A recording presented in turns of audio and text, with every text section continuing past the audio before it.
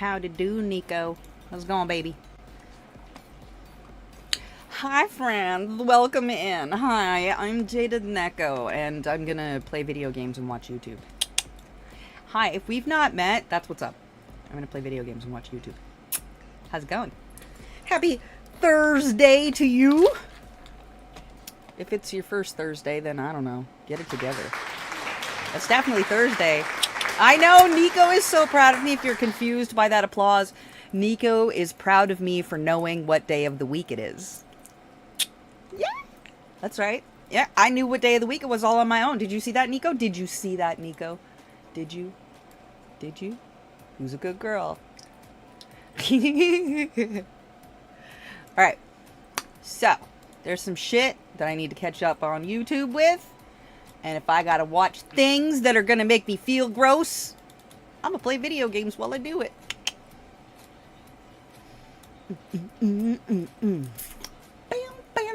Okay, so there's a lot of shit going on. Holy crap. Holy crap. You might want to calm down a bit, America. Huh? You think? Just relax? Just calm down a little bit? How about it? How about you just chillax a bit? Y'all are going off the frippin' rails. Okay. Let's see. Get my game going. This game is super cute. I'm definitely enjoying it. It's very Harvest Moon.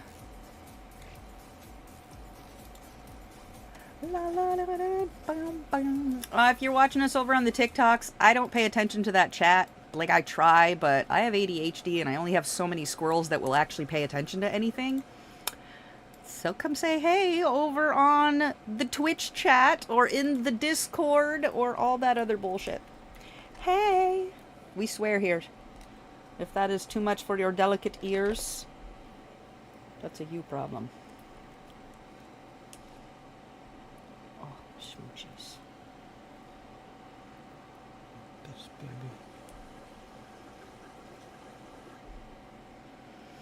Okay. We should turn on some.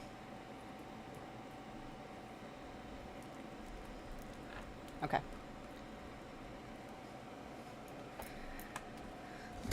Okay, but listen though.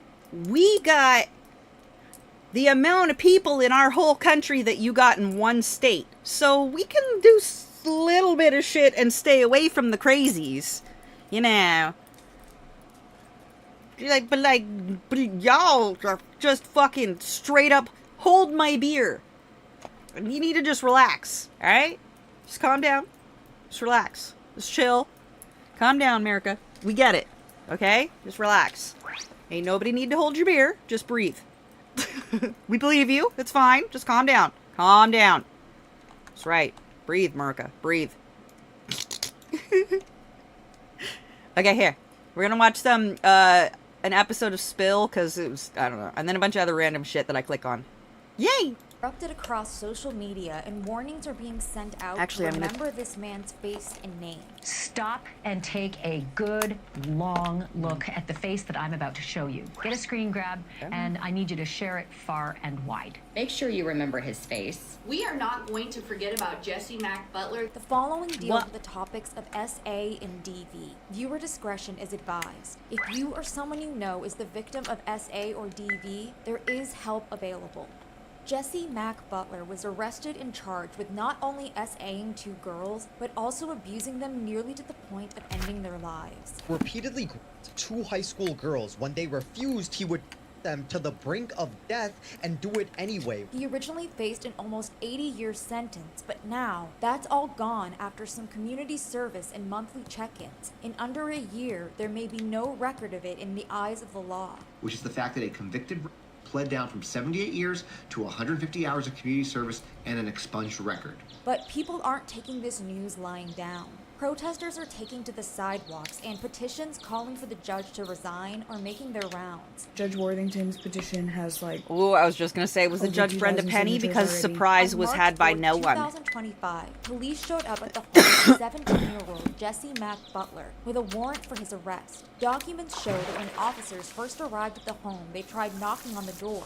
After several knocks, no one came to the door. As they walked away from the door, Jesse's mother pulled into the driveway in a black SUV. The officers then advised her of the arrest warrant, and she agreed to turn her son over to them. Body cam footage shows that she proceeded to lead them to her front door that she then knocked on and called for Jesse to open. Jess, it's Mom. Open the door. It's me. And if you'll just have him step out. Okay. And it is clear throughout the entirety of the footage that his mother did everything to calm her son down, especially as he came outside and tears appeared visible in his eyes while the officer revealed to him why they were there. Why are you sad, buddy? You know what you did. It's called consequences. Don't fucking do disgusting shit. Your what? Okay, it's fine. It's not wrong or anything. It's okay. So, can you tell him what you just told me, or? Yeah, so we're here. We're obviously going to place you under arrest. There's a warrant for your arrest. We're going to take you to the jail. I told your mom that she can contact a bondsman, and you shouldn't be there very long, but there just is a process for paperwork and stuff. But right now you do have to come with us, and I do have to put you in handcuffs, so turn around for me.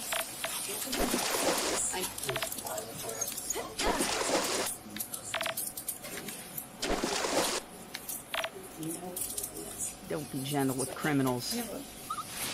He repeatedly assaulted and nearly killed 2 girls. And you're being gentle? Question mark. Stay silent. Rick knows about this. Andy's on this. Dad's on his way. We're coming to get you, okay? Just stay strong, okay? Bricks. Say your prayers. The officers then explained to Jesse's mom that he was being taken to the Stillwater Police Department so that there would be no confusion. She followed Jesse and continued her commentary as he was brought over to the police cruiser. Only this time, it was intended for the officers' ears, not her son's.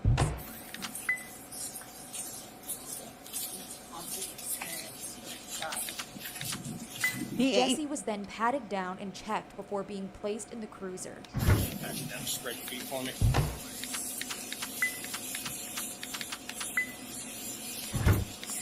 Good goodness gracious, gosh, holy shit. His mother had a few final words of goodness. reassurance before their party.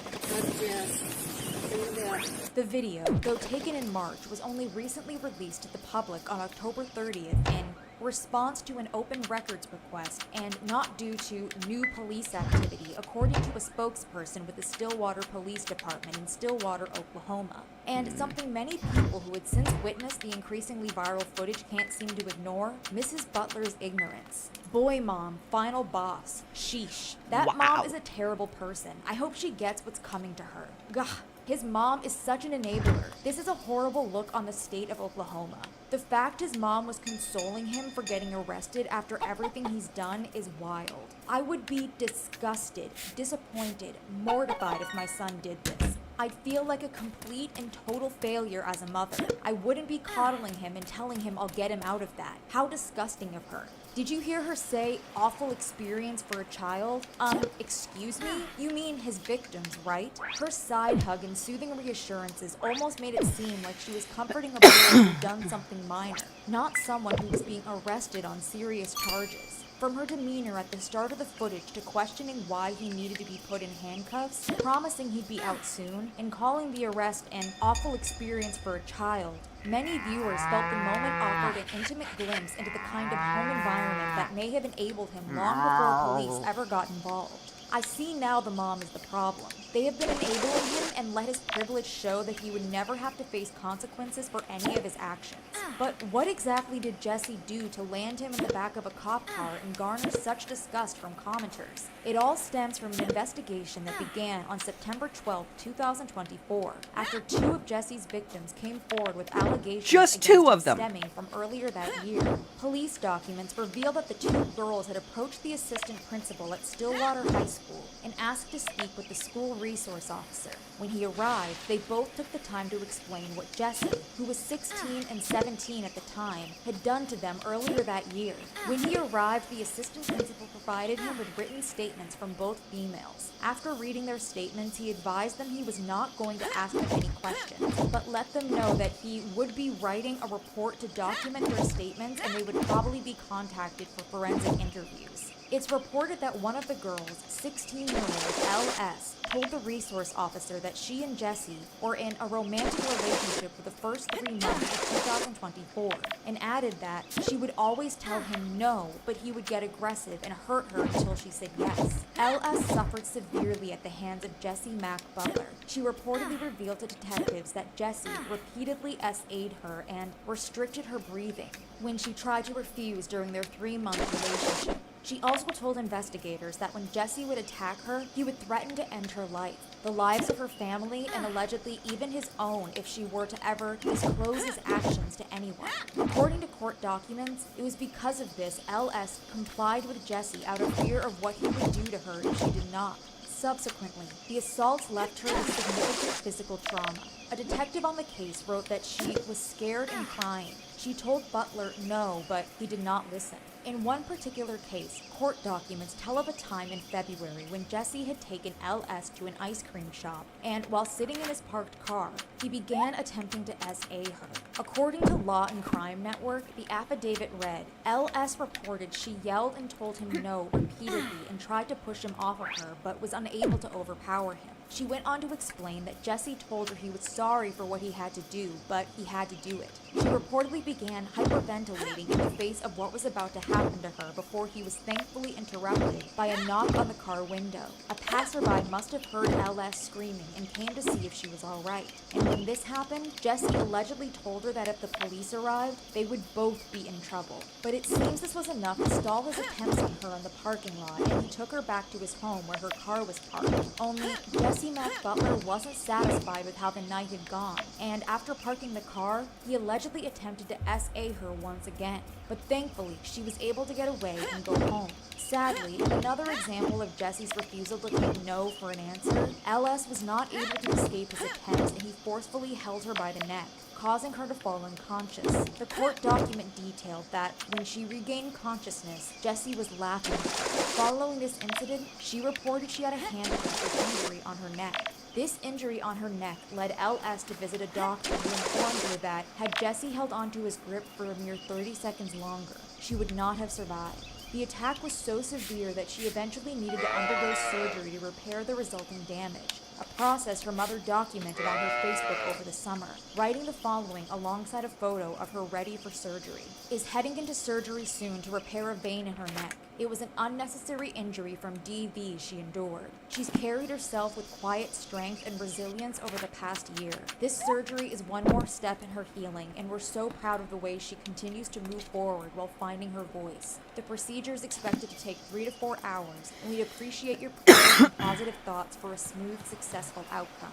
And after the procedure was over, she shared another update on her daughter's condition, writing, "Surgery overall was successful. Unfortunately, the injury was larger and more in-depth than they originally anticipated. He was able to remove the majority of the damaged vein, but it was too close to the skin wall to take it all. We are hopeful this will heal beautifully and not require further treatment. Her doctor said we will just need to keep an eye on it. Her nerve was very involved in the area of repair, and because of this, they warned us she may have some facial drooping/weakness, but it would be temporary. We've made her smile, frown, and all the faces in between, and if there is any, it is minimal. Her little face is swollen, so it's hard to tell if it's from swelling or weakness. She's excited to get home to her bed, brothers, and puppy." And a week later, she shared another update along with a photo showing the extent of the injury after surgery, writing along with it, "Her doctor is pleased with the healing and progress. She does have some facial drooping and weakness that will continue to improve over the next couple of weeks and months." He told her he is absolutely positive he did not damage the nerve because they did nerve stimulation during the procedure. It's just very angry. Thankfully, she was able to escape this relationship with him. But sadly, Jesse Mack Butler was not satisfied and evidently needed to continue taking what another was not comfortable with giving. His next girlfriend turned victim was KS, who entered into a relationship with Jesse just shortly after her 16th birthday in March. According to KS's mother, Jesse appeared to be the perfect boyfriend for her daughter at first. She reportedly said that Jesse was wonderful. He was so nice. He brought her flowers, her favorite tea. He took her to the country club, golfing, to play pickleball. He went to church with us. Sounds like a lovely young boy to court your daughter, right? Well, as we know from LS's experiences, it seems Jesse was good at putting up a front, at least in the beginning. Eventually, though, this wall of niceties fell down and she noticed a change in KS, saying that she would start making more plans with friends and spending less time with him. I noticed things were a little weird, but I didn't know what. We had no idea. But that's because KS reportedly felt such overwhelming shame that she wasn't able to confide in her mother about what had been happening, all of which was much of the same that LS had just escaped from. And it wasn't until she connected with LS and they made the decision to go to the school resource officer with their experiences that a detective informed her of the SA KS had alleged to have suffered at the hands of Jesse. Their relationship is said to have ended after 6 months, but court documents reveal that during their relationship, KS reported Jesse was often physically and mentally abusive and had SA'd her on numerous occasions. In the summer of 2024, KS said she blacked out during one of the assaults. When she came to, he wasn't worried for her.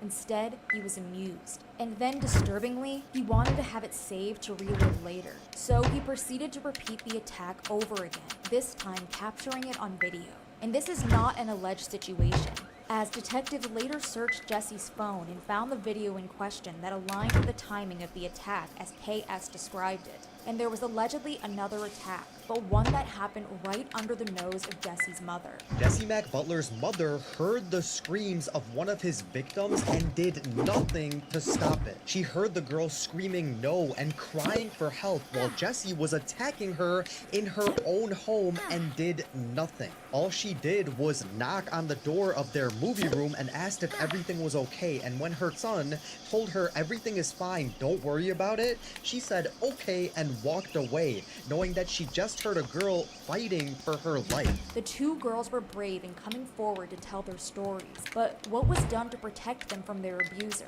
As a reminder, it was September of 2024 that they spoke with the resource officer at their school, and then March 2025 that Jesse was arrested at his home. Authorities had to carry out the investigation and procedure had to be followed, but the girls both went to Stillwater High School with Jesse. They shared classes with him. He had threatened their lives and even nearly taken them, and it's reported for the two wholly following LS and KS giving their reports, Jesse continued to be allowed to physically remain in school before transitioning to remote learning. Following the investigation and Jesse's arrest, the charges he was facing were revealed to be 2 counts of attempted rape in the first degree, 2 counts of rape by instrumentation, and 1 count each of sexual battery, forcible oral assault and battery by strangulation, rape by instrumentation, assault and battery. And then another charge was added of violation of a protective order after an emergency protective order was sought by one of the silver, victims, an order he seemingly chose to ignore. It's unclear whether it was LS or KS who got the order in place, but police reports say that she felt intimidated and harassed by Jesse Butler due to continued unnecessary contact with him at her school. She stated Butler had not tried to verbally interact with her, but he appeared to insert himself in locations he knew she would be at. She stated this typically occurred in the parking lot of Stillwater High School and while walking into the school.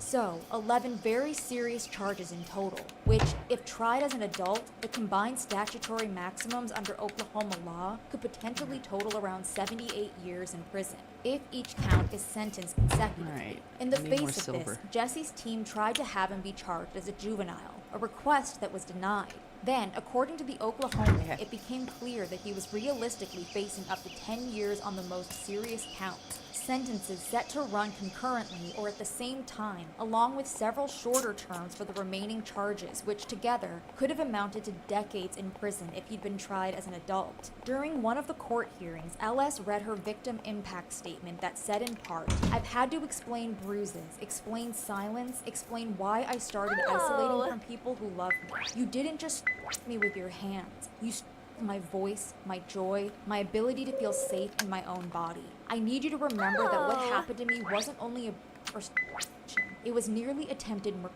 she said. "So I ask that you hold him accountable to the fullest. 30 more seconds and this would not be my statement. It would be my mother's because I would not have survived. I survived what he did, but I will never be the same."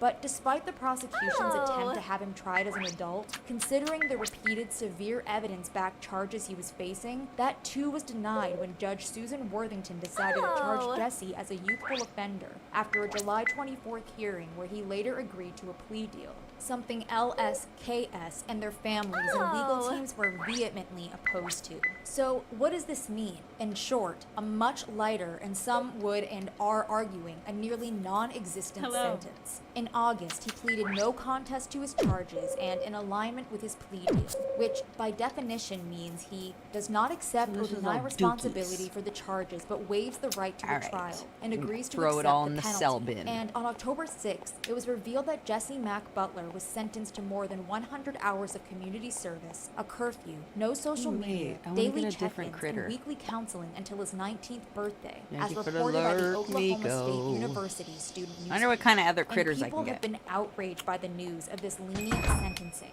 This is ridiculous. 150 hours? Make it make sense. Innocent until proven guilty, or so I used to think. He's an adult. He made adult choices and pays no adult consequences. And to top it off, it's all expunged? What the heck? Do better. It's good versus evil. Stillwater here. Our community is disgusted by this case. I live in Stillwater. It's insane all over town about it. Why would a woman see a man with these charges and not want to protect young women by holding him accountable? Some are even calling for Judge Worthington and others involved in the outcome to be removed. As an Oklahoma attorney, I have never heard another attorney say anything positive about Judge Worthington. There is a petition to remove her judicial powers. I just signed. Don't forget about Assistant District Attorney Deborah Vincent, who initially charged him with 78 years, but then decided to charge him as a minor, and the actual Inu? DA, No Laura way, I Thomas, want a who big old oversees and honkin' approves donkin' everything doggy. they both I do. like huskies. And LS's mother shared I a used to train statement to the court huskies saying, forever "As ago. a mom, I never thought I'd have to watch my daughter fight this kind of battle. Oh, yeah, I One need a where kitty. she had to prove she was the victim over and over again, while the system made excuse after excuse for the person who hurt her. My daughter has handled this with more strength than most adults could. She still shows up to school, still A cheers, loner? still smiles. Mischievous, even when of people who course, should have 'cause it's a protected her calico. didn't. Watching her stay Ooh, a brave while fancy adults failed her has Persian. been both Ooh, a Maine inspiring Coon. and These suckers are massive. Jesse's Yeah, I'm gonna victims get that were Maine seeking Coon justice for and sure. an assurance that he wouldn't be able I'm to a do big what he old did to kitty them to kid. anyone Alright. else ever again. Things that she says are now out of their grasp. It was ripped away from them. Completely ripped away. need more But how could this be silver. allowed to happen? Well, something we have yet to mention, The kid ain't Jesse even- Mack Butler was an athlete. He Ugly competed little with bastard. Rising Baseball, a team which states that it prepares high school athletes for the next level with elite training, competitive play, and character development. An endeavor that clearly didn't work all that well with Jesse. Something many people are also pointing out, this case has privilege written all over it. Take, for example, this image that's been circulating showing how Jesse chose to appear in court, flanked by his mother and sister. Commenters were not holding back on how this made him appear. This is him in court, by the way. The outfit says everything about him. Most courts will not allow you to wear sunglasses into the courthouse. His and his family members' body language is speaking out loud. We protect ours and we don't care. The shades say everything you need to know about this dirtbag. His mom is an enabler. But how did Jesse get to be this way? Stillwater is home to Oklahoma State University, and Jesse's dad, Mack Butler, was reportedly the head of football operations there for a number of years. His mother also works as a coordinator at the university, and this TikToker decided to look into what this familial relationship to the local university could mean in connection with Jesse's sentencing. I guess maybe I'm just not that big into college sports, but I didn't realize exactly how much influence they can have. Coaches and families, they usually have long careers in the same region and know local prosecutors, judges, county commissioners, university officials, boosters, and influential alumni. And friendship or alumni ties can create social pressure or information persuasion. Then there comes the booster donor powers. Like big donors and boosters who fund athletics can use their money and access to lobby prosecutors like officials or university leaders, sometimes asking for favors or leniency for people that they're connected with. And I found out that coaches who are well connected politically or whose relatives are can influence elected DAs, judges, or local officials indirectly through campaigning, endorsements, or fundraising. And she wasn't the only one to put this connection together. The judge also has ties to OSU. Judge was an alumni of the same school. Yes, the college OSU runs Stillwater, Oklahoma. They sweep everything under the rug so parents will think it's safe. It's truly upsetting. His father was the director of operations of OSU football program. It's considered in the top 50 programs in the country. He also worked as LSU assistant director of a top 20 football program. And if we learned anything from the 19-year-old Stanford University student, competitive swimmer, and Olympic hopeful Brock Turner, who SA'd a woman while she was unconscious behind a dumpster after a party in 2015, athletes can seemingly be treated differently. The judge famously gave him just 6 months in jail, citing concerns that a longer sentence might have a severe impact on his life. Like Brock Turner, Jesse's athletic status and privileged background seem to have worked in his favor. This is Brock Turner all over again, and rumors circulated about what was said during the sentencing to reflect this comparison. I'm sure we'd hate to ruin his bright future, it was said. He comes from such a good family, the judge probably. Yes, she did. I heard through someone she has said, I don't want to ruin this young man's life for one mistake, or along those lines. Outrage. But what can be done? Well, in terms of Jesse's legal repercussions for the crimes he committed against his victims, nothing. As it stands, so long as he abides by the rules set out in his deal, then it will all go away for him legally after his 19th birthday, which is less than a year away. After that, the state's jurisdiction ends and his record gets expunged, no SO list. His psychological evaluation and rehabilitation plan are sealed so the public can't even see why the court thought he deserved to walk free. But that doesn't mean that the fight is over. If Jesse breaks any of the conditions of his youthful offender rehabilitation plan, he will be required to fulfill the original 10-year-plus sentence. And there is a possibility that he will not continue to comply with them, considering what happened when he was charged for violation of the protective order. There is also rumors circulating that he's already not complying with the social media rule. As someone in Oklahoma, he's already on Tinder again. Part of that deal says he is not allowed to have social media, but I have heard from multiple people in Stillwater, Oklahoma, that he might have a Tinder account or something similar. And if that's true, that is a direct violation of his plea agreement. So here's what I need from y'all. Find it. I know some of y'all are capable of this. If you come across that profile, screenshot it, link it, and email it to me directly. I will make sure that it gets to the families and the attorneys so they can use it as evidence to hopefully end this plea deal. There is also reportedly a third victim, and possibly even more. And if any of them should choose to step forward and bring their own cases against Jesse, it's likely that the outcome could be more severe. And though it won't help with this case, petitions to have the judge removed are gaining traction. Judge Worthington's petition has over 2,000 signatures already. The public wants to see change, and aside from signatures and comments, they continue to demonstrate this by taking their voices to the streets of Stillwater and protesting. Notice was sent out to the public that one would be taking place on November 5th, but when wind of this got to the high school, the superintendent sent out a notice to students and families of their own. As you are likely aware, there are ongoing discussions in our community regarding an event planned to take place at the Payne County Courthouse on November 5th. It continued that they understood that a number of their students were interested in attending and participating, and they basically went on to spell out why that would be a bad idea for them to do. While we wholeheartedly support our students' First Amendment rights to express themselves and engage in civic discourse, as a school district, we have a responsibility to the state to ensure that self-expression does not disrupt the education environment. School policy and state law require students to attend class during scheduled instructional time. As such, while it is a student's right to express themselves, we want families to be aware that an absence to participate in any outside event on this day or another will be treated under board policy as an unexcused absence for any classes missed, may impact students' ability to participate in SHS's semester test exemption policy. We are not sharing this information to be punitive, nor to encourage or discourage participation. but to ensure every family understands the academic and extracurricular consequences of this choice. We encourage you to speak with your child about any issue that concerns them. Discuss their feelings, the importance of their voice, and the various ways they can express their views, such as participating in community events outside of school hours or writing to elected officials. They even added that they would like parents or guardians grow to inform garlic them and if shit. they knew I that gotta their go get child more planned things to unattended. plant. And this policy reminder didn't sit right with a number of people who voiced their frustration on a post to the Stillwater I would community have more page money in the morning. I'ma go one make day some and completely shit. worth it. The school is Plant complicit the in this. things. How do we remove the current superintendent? If he does not support the young women, we should demand his resignation. No one cares about the absence if they're going. They care about that little a-hole getting the justice he deserves. One unexcused absence isn't a big deal. A kid walking away from almost ending a girl is a huge problem. Sounds to me like they are trying to keep students from joining the protest. I absolutely get that schools have a set amount of days that students have to attend, but they also have a responsibility to keep students safe. Students don't feel safe and want justice for those girls, and they shouldn't be persuaded to not attend. I'm so disappointed to see this from the new superintendent. He had an opportunity here to send a clear message of support to the students who've been terrorized on their campus, and he missed the mark entirely.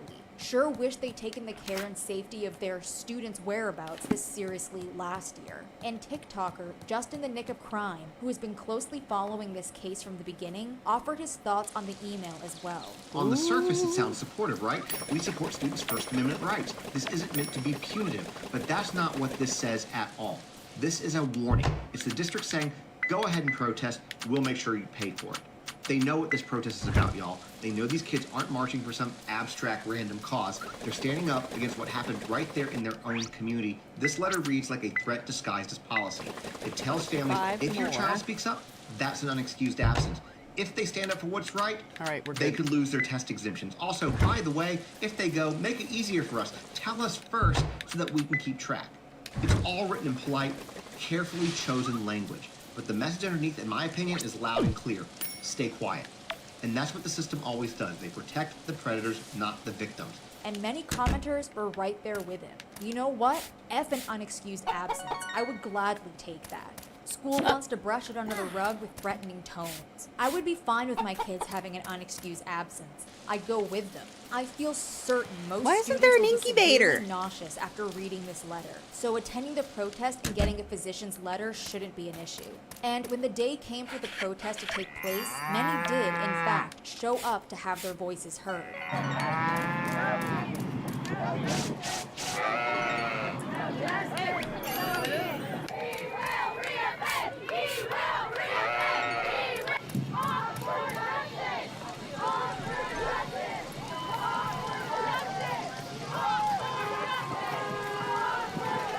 And attendees included Jesse's victims and their families as well. A number of people in the comments of stories covering this case have expressed their outrage, coupled with their desire to take matters into their own hands, and have even been shaming the victims' fathers for not doing this themselves already. But LS's mother wanted to set the record straight as I wonder to if I why can that make has not happened. a In a thingy Facebook post on the night of November out of 5th, the she shared a yarn. photo of LS at the protest beside her father and wrote, "One final post for the night. One of the hardest things we've read are the comments asking, does she even have a dad? Or where's her dad?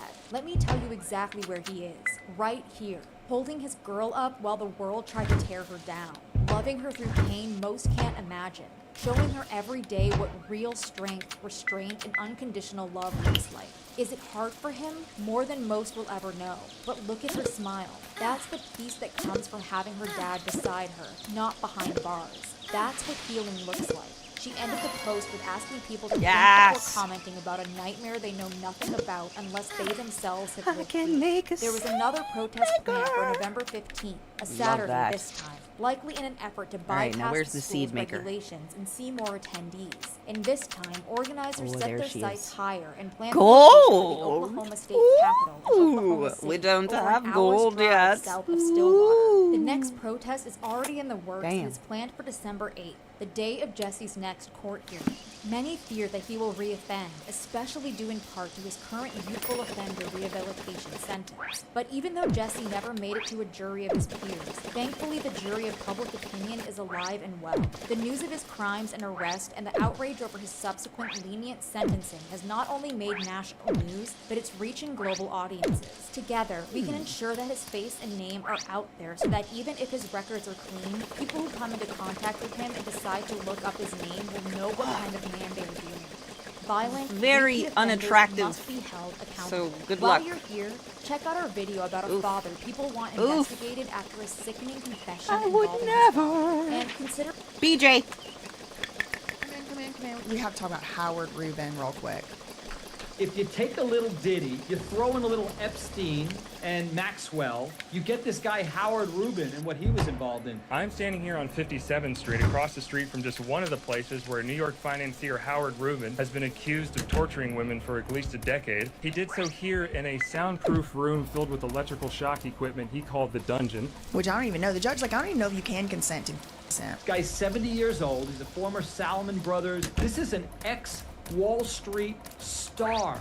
He would get his assistant, Jennifer Powers, seen here with her DJ husband, disgusting, to go online and find women, many of them desperate and on the verge of homelessness, and promise them cash for agreeing to spend a night in the dungeon. Once they got here, they were given alcohol, and after they were sufficiently inebriated, they would be handed a blank NDA that they had to sign. But these acts went far beyond what these women signed up for. Apparently there was like a safe word, but the women were gagged so they couldn't say the safe word. It's insane.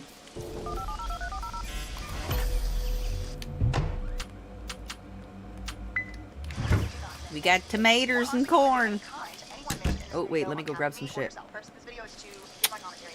Why, thank you. They are for chewing on. That's right. I'm going to get more flowers eventually across on it. Wall Street in the 1980s as a bond trader at Salomon Brothers, which is now defunct. Actually, maybe Salomon Brothers was sold and it turned into Citibank. That's what it was. At Salomon Brothers, he had contributed to the development of the collateralized mortgage obligation market. And he was profiled in Michael Lewis's 1989 book, Liar's Poker. Howard Rubin later held senior positions at firms including Merrill Lynch, Bear Stearns, which is now defunct from the 2008 financial crisis, and most infamously, the Soros Fund Management. Rubin was born to Leon Rubin and Laura Solomon Rubin. He grew up in Massachusetts as the son of a researcher for Polaroid in Cambridge. Cambridge, Massachusetts is where like MIT and Harvard are over there. Rubin began his Wall Street career in the fall of 1982 as a bond trader at Salomon Brothers, and he did this specifically by studying behavioral patterns in mortgage prepayments. He was featured in that book Liar's Poker as a young trader, applying card counting techniques from blackjack to financial securities trading strategies. Card counting techniques.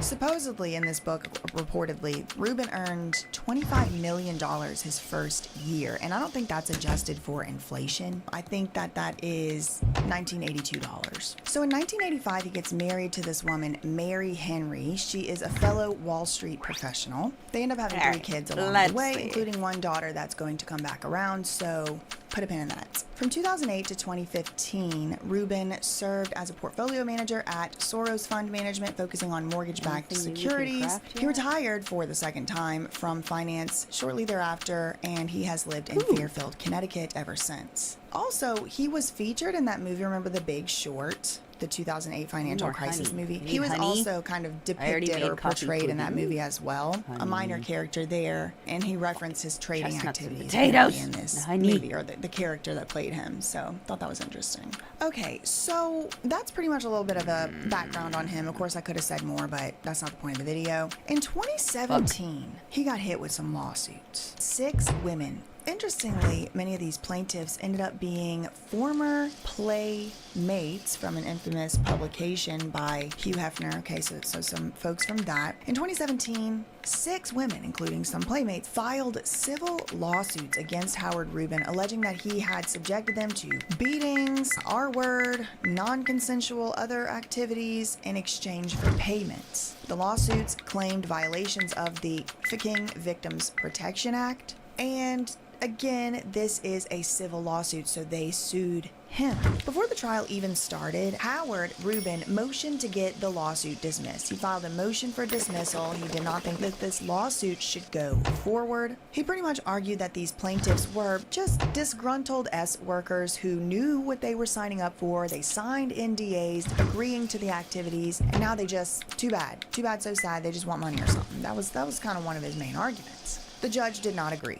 The judge did not grant the motion to dismiss. All right, I gotta so go here's buy a little things. quote I've from got that money now. denial I of can the summary plant more judgment. things. This is the judge actually saying this. The problem with Howard Rubin's argument is its false assumption that there was a meeting of the minds on the notion of what constitutes BDSM. Is it so like closed? Howard is saying, no, they agreed to this. Of course. They're saying, no, we didn't. And the judge is saying, that's a big part of what we're arguing about here. All parties must agree that whatever consent plaintiffs did give did not extend to them getting unalived. Like, they didn't give consent for him to unalive them, basically the judge is saying. They didn't consent to dismemberment. They didn't consent to third-degree burns or prying off fingernails or disfiguring them.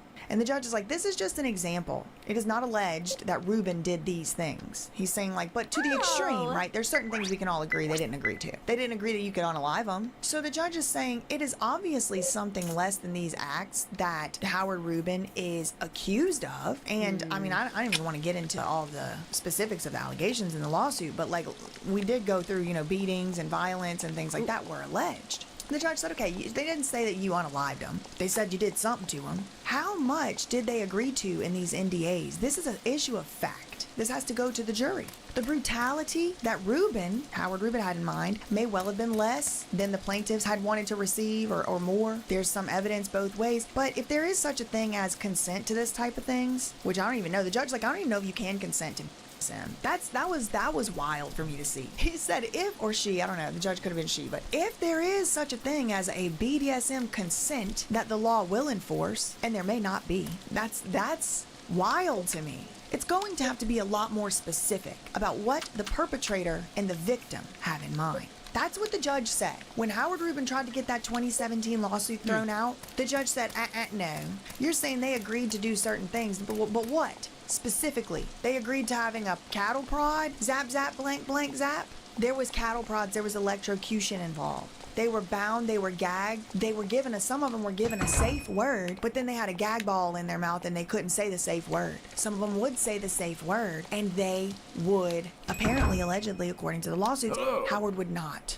So it was a useless word for no reason. And the room was like soundproof. You couldn't hear anything out of it. You couldn't hear anything coming into it. Any noise from inside or outside. And there was specially made machines. One was called the Cross. Had a cage under it. So the judge said you need to be more specific in your NDAs. We're going forward to trial.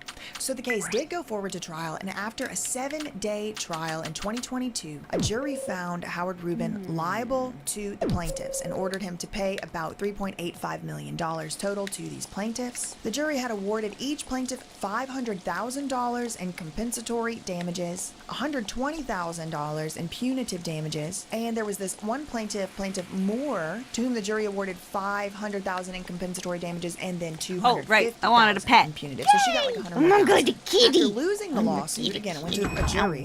Howard Rubin immediately asked the judge to undo the jury's verdict. He's like, no, I need a new trial or something. Like this, this just can't stand. This was a miscarriage of justice. And again, the judge Why is everybody closed on Tuesday? Saying that he basically ignores the central issue of the case. Again, repeating what the judge had already told Howard in that previous attempt to get the case thrown out before it ever went to trial. Here's an excerpt right here. The judge says, however, Howard Rubin only acknowledges in passing what is the central issue in this case. What's the central issue? Well, it's, did the plaintiffs consent to extreme acts of violence as part of their contracts for commercial services? Did they consent to extreme acts of violence, including cattle prods, electrocuting, pool cues, etc.? Coming to New York to participate in consensual acts, even something falling under the general rubric of SM, was not tantamount to declaring open season on these women once they got here.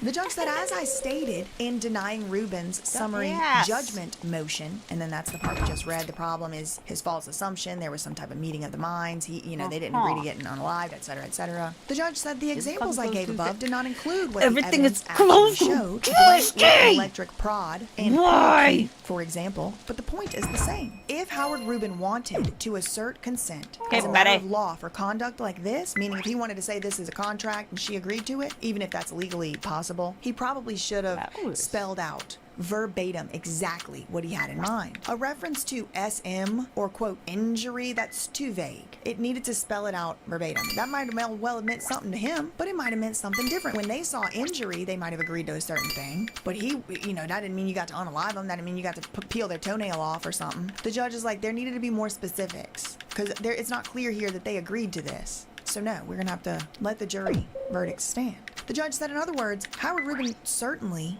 gave evidence to show plaintiffs were on notice that he was going to engage in some type of that activity, of the SM or the BD type. But a reasonable jury could very well have concluded that the degree of those activities that they experienced was way more severe. Right, because they call anything anything. He's doing like grotesque torture and calling it light play or bondage play. And it's like, part of the issue there is it could mean that to him. It doesn't even have to not mean that to him. He could really think that's what that is. But that's why the judge is saying they needed to be way more specific if he thought that he was about to get off because somebody signed an NDA, an agreement, a waiver. The judge said Rubin likely struck the jury the same way he struck me. So this is giving you insight into the judge's perception of Howard Rubin. This is what the judge thinks about him. Someone so wrapped up in his own wealth and base desires that he had little regard for the consequences of his actions or his victims' reactions to them. When he testified, virtually boasted that, quote, I personally derive blank pleasure from inflicting,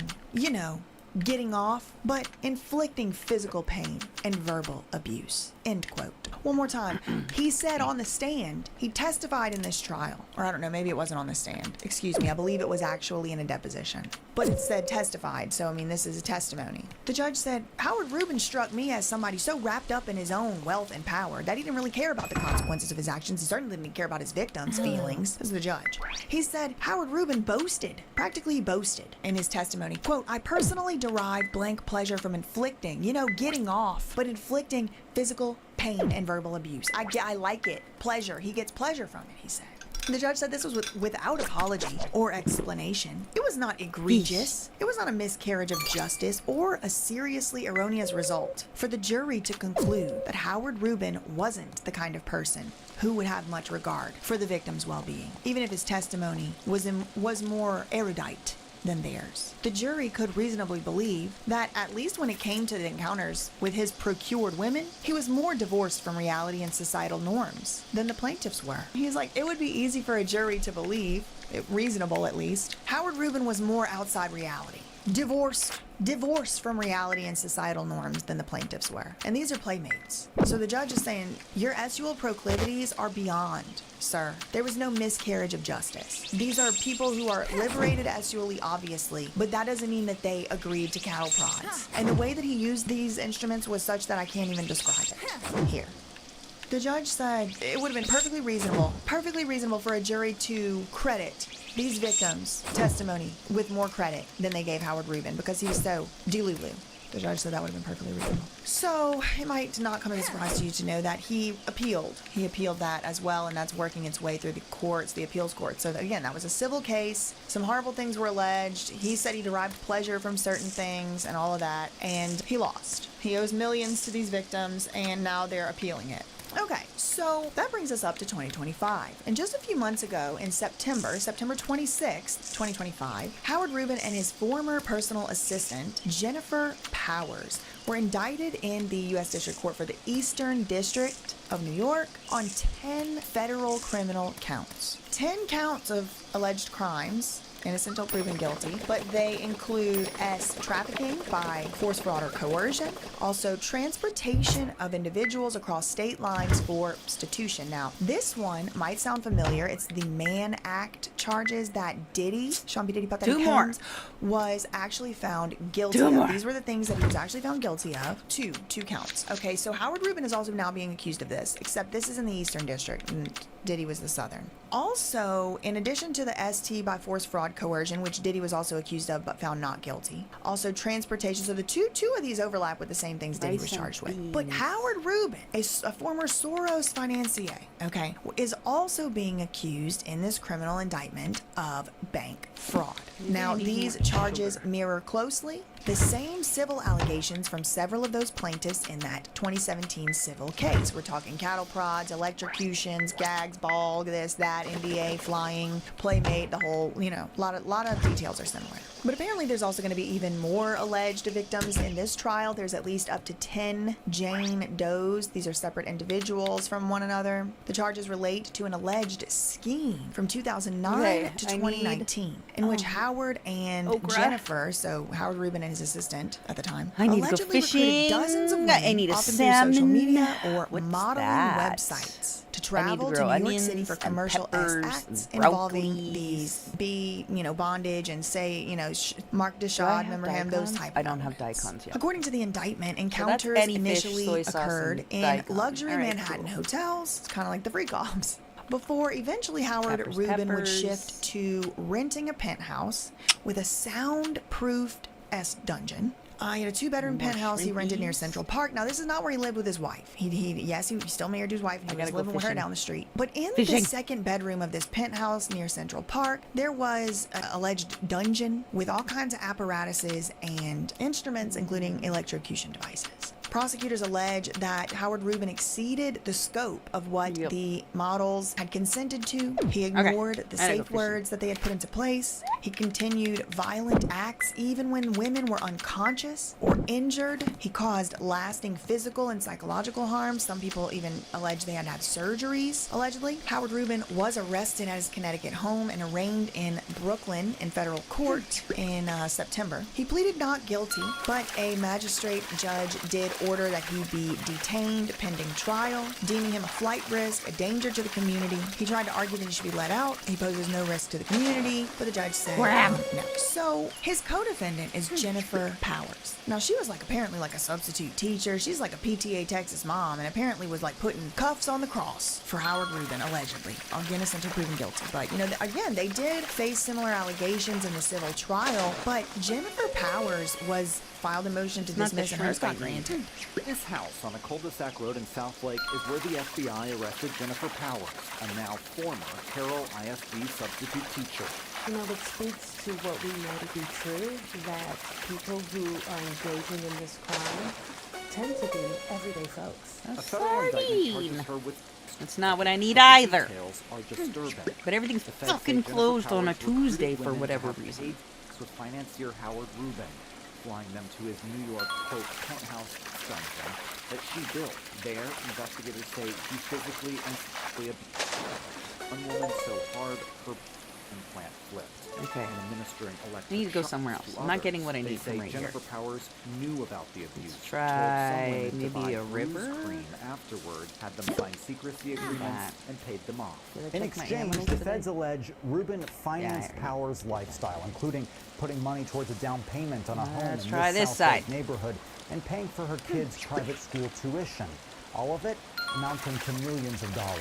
So, while Howard Rubin was held responsible for the civil case, the judge said that there wasn't enough evidence against Jennifer Powers. So we'll see, even though she's charged as a co-defendant here, we will see how it all shakes out. She's accused in the lawsuit, in the indictment rather, of arranging payments, typically $5,000 per session, and she would arrange the non-disclosure agreements, allegedly. These were to silence the victims, allegedly. This is all according to them, not me. I'm just telling y'all what the indictment and superseding indictment says. She would also apparently allegedly structure the transactions to evade reporting all of this to the bank. The operation allegedly, according to the superseding indictment, cost Howard Rubin over $1 million.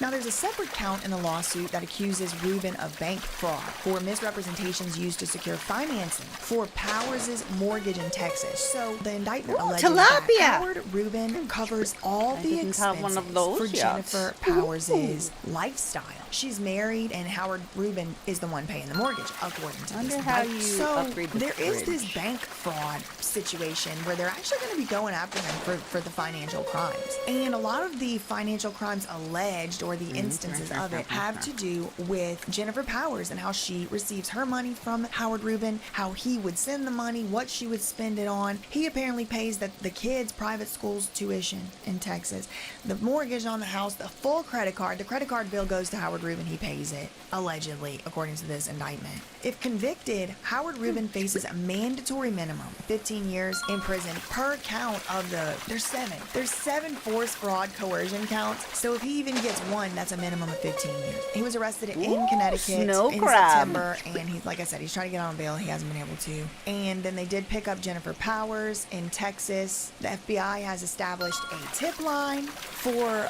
victims or anyone with information. Potential victims is what it says. So in arguing, to keep him in jail, the feds gave a few reasons why they wanted him to stay in jail, not to get bail. Jennifer Powers was allowed to get out on bail. I think she's on house arrest, maybe because she has the 2 young kids. Howard Rubin tried to get out too, on house arrest and this and that.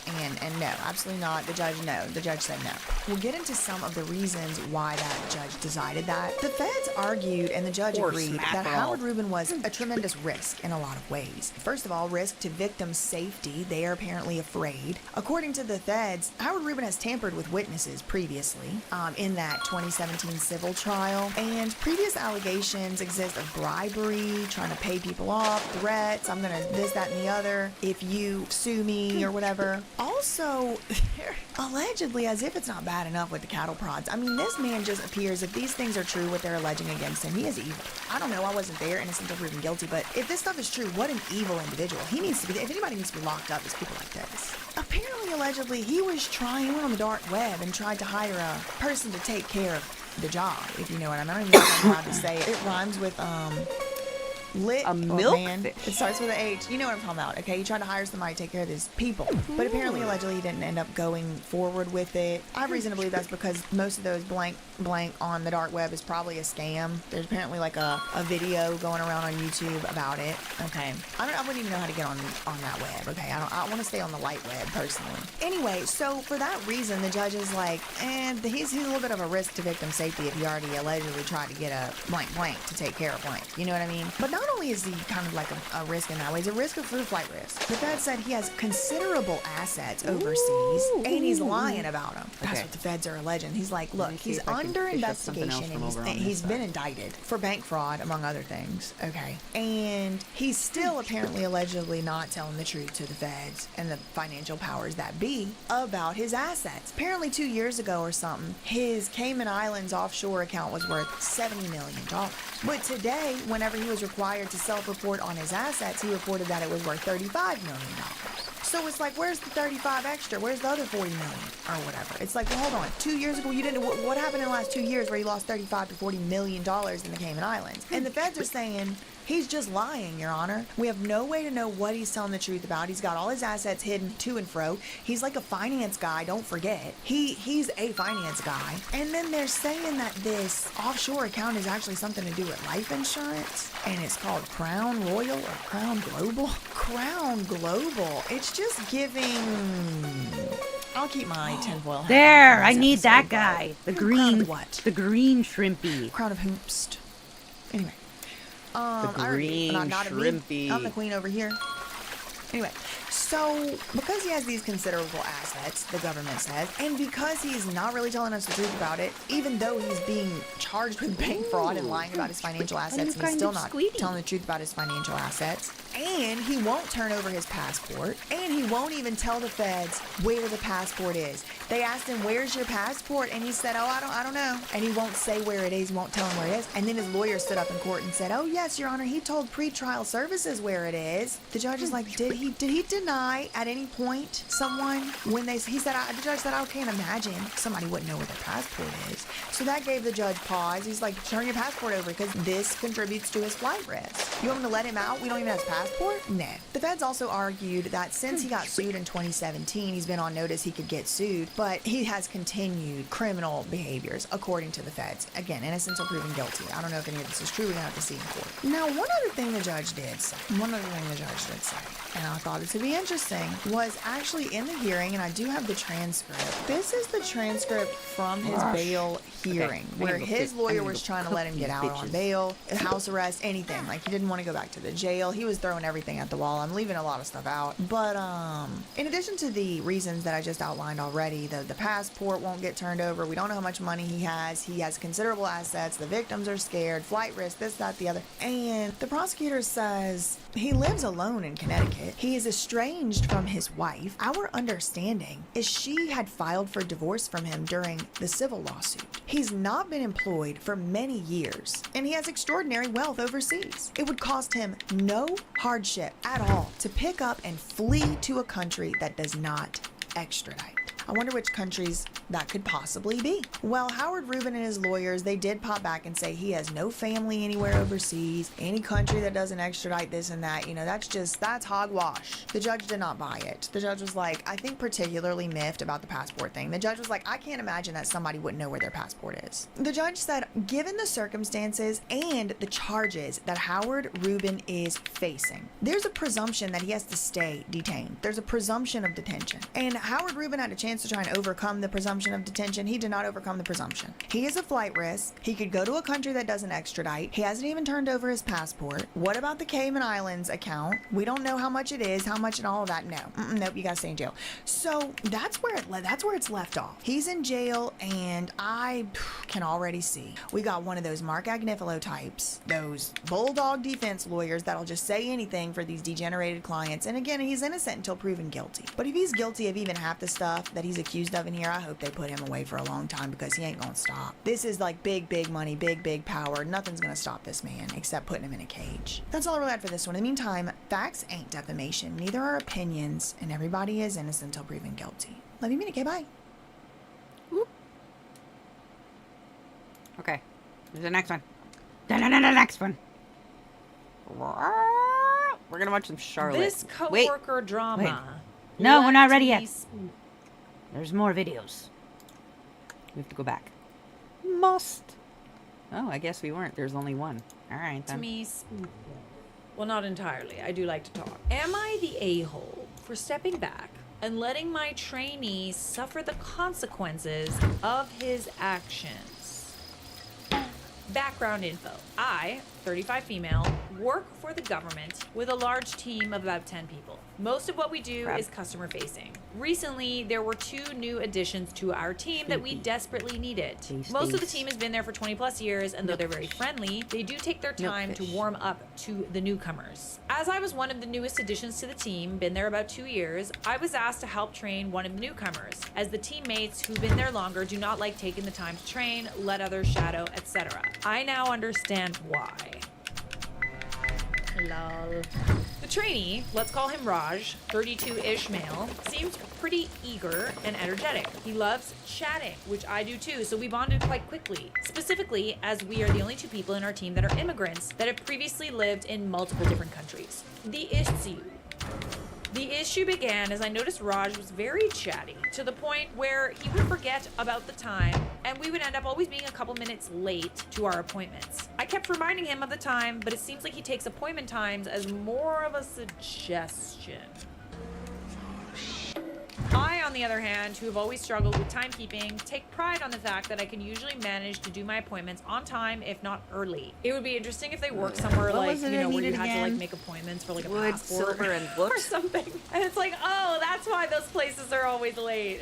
At one point, when he was meant to be shadowing me, he came back from lunch 10 minutes after the appointment time, at which time I was in the middle of seeing a customer. He asked me if he could join, and I said, no, we're in the middle of it now, maybe the next one. Afterward, he seemed very apologetic and said it wouldn't happen again, but it kept happening almost every day. The breaking point. On the day that Raj was supposed to begin doing the appointments himself, and I was meant to just sit back and watch him, I made sure to remind him that we would begin doing so after lunch. His first appointment was supposed to begin at 1:25, which I repeated twice to him, and he even said it back. At 1:20, I was back at my desk expecting him to be there, eager to do his first appointment, but he was nowhere to be found. 1:25 and nothing. At 1:27, he gets back to the office, chatting with people as he walks in, taking his time and asking me how my lunch was. I tried keeping my usual smile on, but reminded him his appointment was meant to have already begun. He laughed it off, asking, "What, are you gonna dock my pay 2 minutes or something?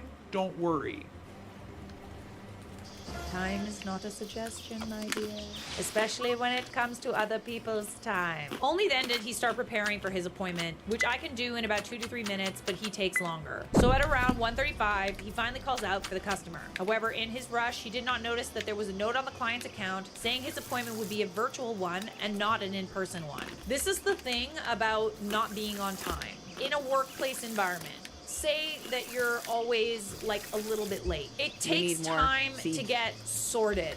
I like to start my meetings and sit down at my computer a couple of maybe 10 minutes before the meeting starts, or longer if there's, let's say, a contract that I need to look through, like a pitch deck that I need to look through, so that when I'm on the call, I understand exactly what is going on.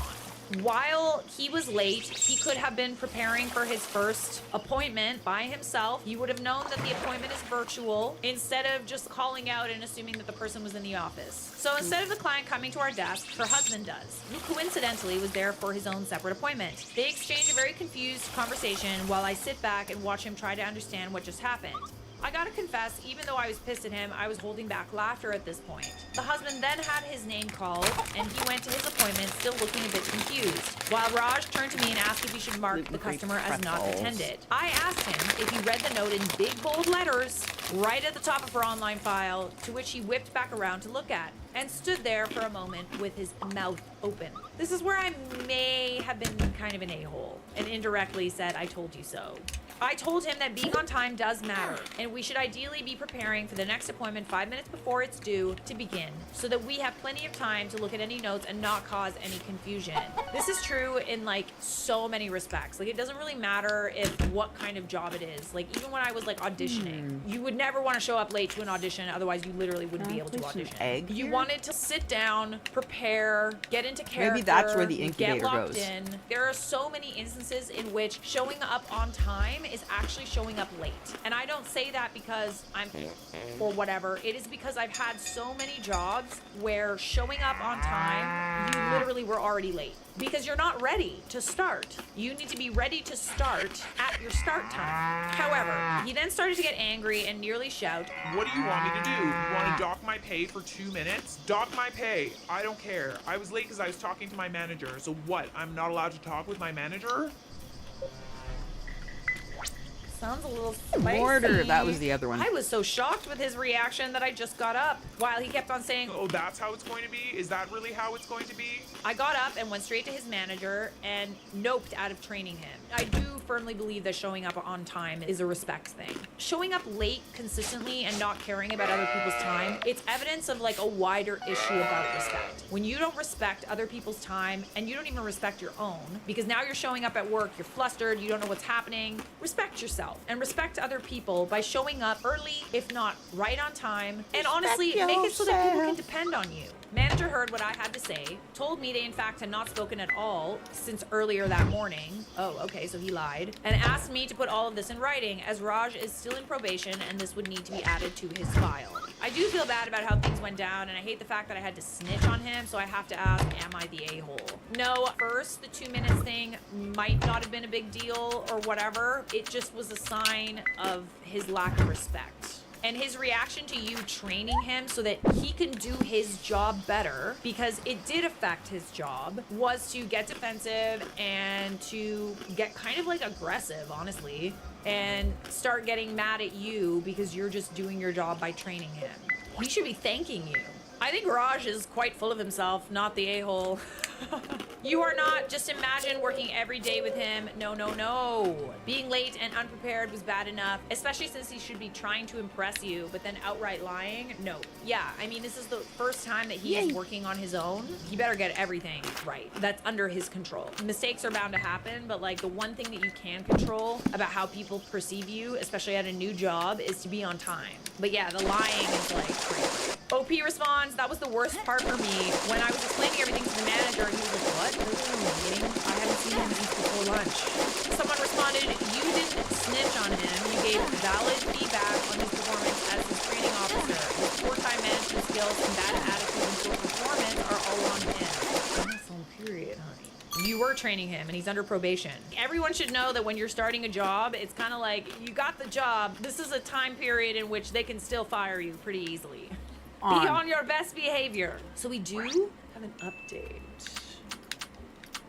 Thank you to everyone for your kind and hilarious words. I do have a tendency to second guess myself, and reading y'all's perspectives helps a lot. I hope one day, maybe, the Potato Queen herself reads this, even if it doesn't make it into a video. Ask and you shall receive, honey. I'm right. Swallow the liquid. Since the last incident, Raj and I have been friendly in the office, but also kept a safe distance. I have noticed him doing some odd things that I'll list before the juicy update. When speaking to a colleague, I noticed they did something different to their hair, and I made sure to tell them they looked absolutely fabulous. Raj chipped in to say something like, oh, so I get a fresh new haircut, but colleague gets all the praise? And laughed. Awkward. When playing foosball in the break room with two other colleagues who were much better than Raj and I, we kept losing our shots over and over, and the guys were laughing and making fun of him, as they do with everyone. I could tell he was getting worked up, and I jokingly said that us both could definitely get some practice in later. He then said, me? I don't need practice. Can't a guy have an off day? Okay.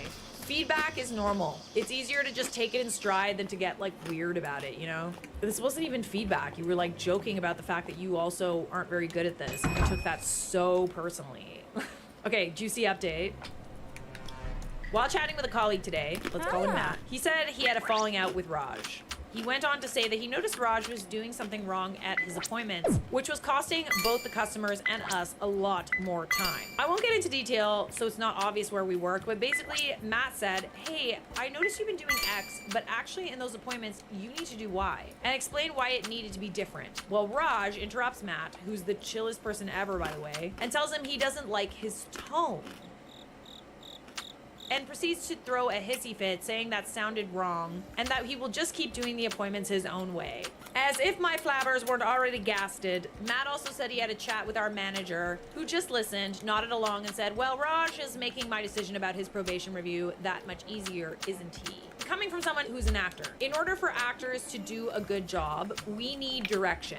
We need a director to tell us to try things in a different way. Not necessarily because we're doing things wrong, but also just to get like a variety of different emotions, a variety of different feelings from the takes, and also to bring out the best in you. Onions I and might peppers. Think that I know how something Can't is remember said if I already in bought two script. green peppers or if I already bought two A director red could give peppers. me feedback that could literally bring it to life. Back in the day, you would always have to say thank you after the feedback and get into the habit of saying, oh my gosh, yeah, honestly, thank you. I honestly didn't think about it that way. Or, you know what, that's actually a great idea. Thank you. Say thank you to the feedback. Have that in your head, that it's not someone trying to pick you apart and tell you that you're doing a bad job. It's just feedback, it's advice, it's someone who's been there longer than you or might know a little better than you or sees things differently than you, telling you that maybe you should try it like this. I want you to win. This is good. I feel like we're doing good. Good lessons here. Not the a-hole. I hate being late to anything, to the point I'm always 10 to 15 minutes early. You said the appointment was supposed to be at 1:25. At 1:30, I'd be pissed and moving on with whatever else I had to do for the day. Later on, I guarantee I'd be sending a rather angry letter about having my afternoon wasted. If this dude can't be on time to his appointments, then he's in the wrong line of work. With that being said, everybody tends to get like a little testy whenever I bring up the fact that I don't like being late and that it's a respect thing. Let me just help you understand that that feedback is to help you do better in life. It's not to make you feel about being late. It's about helping you get to a better place in your life, to make the people around you feel respected, to make your working situation better. Being on time is a show of respect. Even better if you can be early. My coworker wants me to knit for free. Now I can't knit at work. We got another one from the Charlotte Dobre YouTube subreddit. I love to knit, and I've always had multiple projects on the go. I knit at work on all of my breaks, and occasionally I'll make things for people if they pay for all the supplies, and I'm also interested in making what they want. I've said no to a lot, like the guy who wanted custom golf club covers, or the lady who wanted a sweater that was basically all cables and color work, lol. Basically, don't ask me to make anything that requires a lot of effort because I will hate it and never finish it. Anyway, not that long ago, a newer coworker came by and started asking questions about my knitting. She pulled up a pattern on her phone for a full-size blanket and asked if I could make it for her. I browsed the pattern and it was pretty simple. The only difficult thing about it was how long it would take. And it also required 25 balls of yarn. I figured why not, because it was pretty mindless knitting and I could do it while watching TV without much effort. I told her it would take around 6 months because it was so big and I would only be able to work on it at home. And that all she had to do was purchase the yarn of her choice and bring it to work and I'd knit it up for her. For free? That's a nice thing to do. She immediately got red-faced and was like, wouldn't that cost a lot? And I want it by Christmas. I was like, yeah, it would. And there's no way I could have it done by Christmas even if I wanted to. It would definitely take me 6 months. She goes on, well, you're always knitting. Don't you have a huge stash of yarn at home? Can't you just use that stuff? The stash at home is immaterial. Oh, well, you already have this. Oh, whoa, whoa. She's just asking you to pay for the materials, and you don't even want to do that? Wow. No, I do not. I do not have a stash at home. I use it all. And I certainly do not have that many balls of yarn in the same color. I don't live in a yarn warehouse. It was so freaking awkward, and I just said, if you want me to knit the blanket, I've told you how it works on my end. I'm not paying for it, and I can't get it done in under 2 months. Wow. Very reasonable. She was flustered and said, whatever, and left the room, so I thought that was over. A couple of days later, my boss swings by when I'm alone in my office and mentions that coworker came to see him, and she thinks I'm being unfair to her because I knit for other people, and that I was mean to her when she asked me, what? Why is your boss getting involved? I explained what happened, and he rolled his eyes and suggested I stop knitting at work if it's gonna cause problems. Oh, be for real right now. Why is this now your problem? That is so annoying. So now I've been bringing a book to read on my breaks just to avoid any drama. I think it's really stupid, but I don't want to be seen as a problem employee over someone's stupid entitled tantrum about knitting. Ugh, that's so unfortunate, and you really enjoy it too. That sucks. Your coworker and boss are a-holes. From now on, I would occasionally knit at work, but never ever knit anything for free for coworkers. Wait. That's the ticket, because it's like, well, you made one for her for free. Oh, don't you like me? No, I don't. I don't like you. I totally agree. That coworker is a cheap jerk and your boss sounds like a wimp. You did nothing wrong. I'd continue knitting. You did nothing wrong. If they feel uncomfortable about it, too bad. What you do on your break is nobody's business. Unless it was like something really bad, but you're just knitting, so.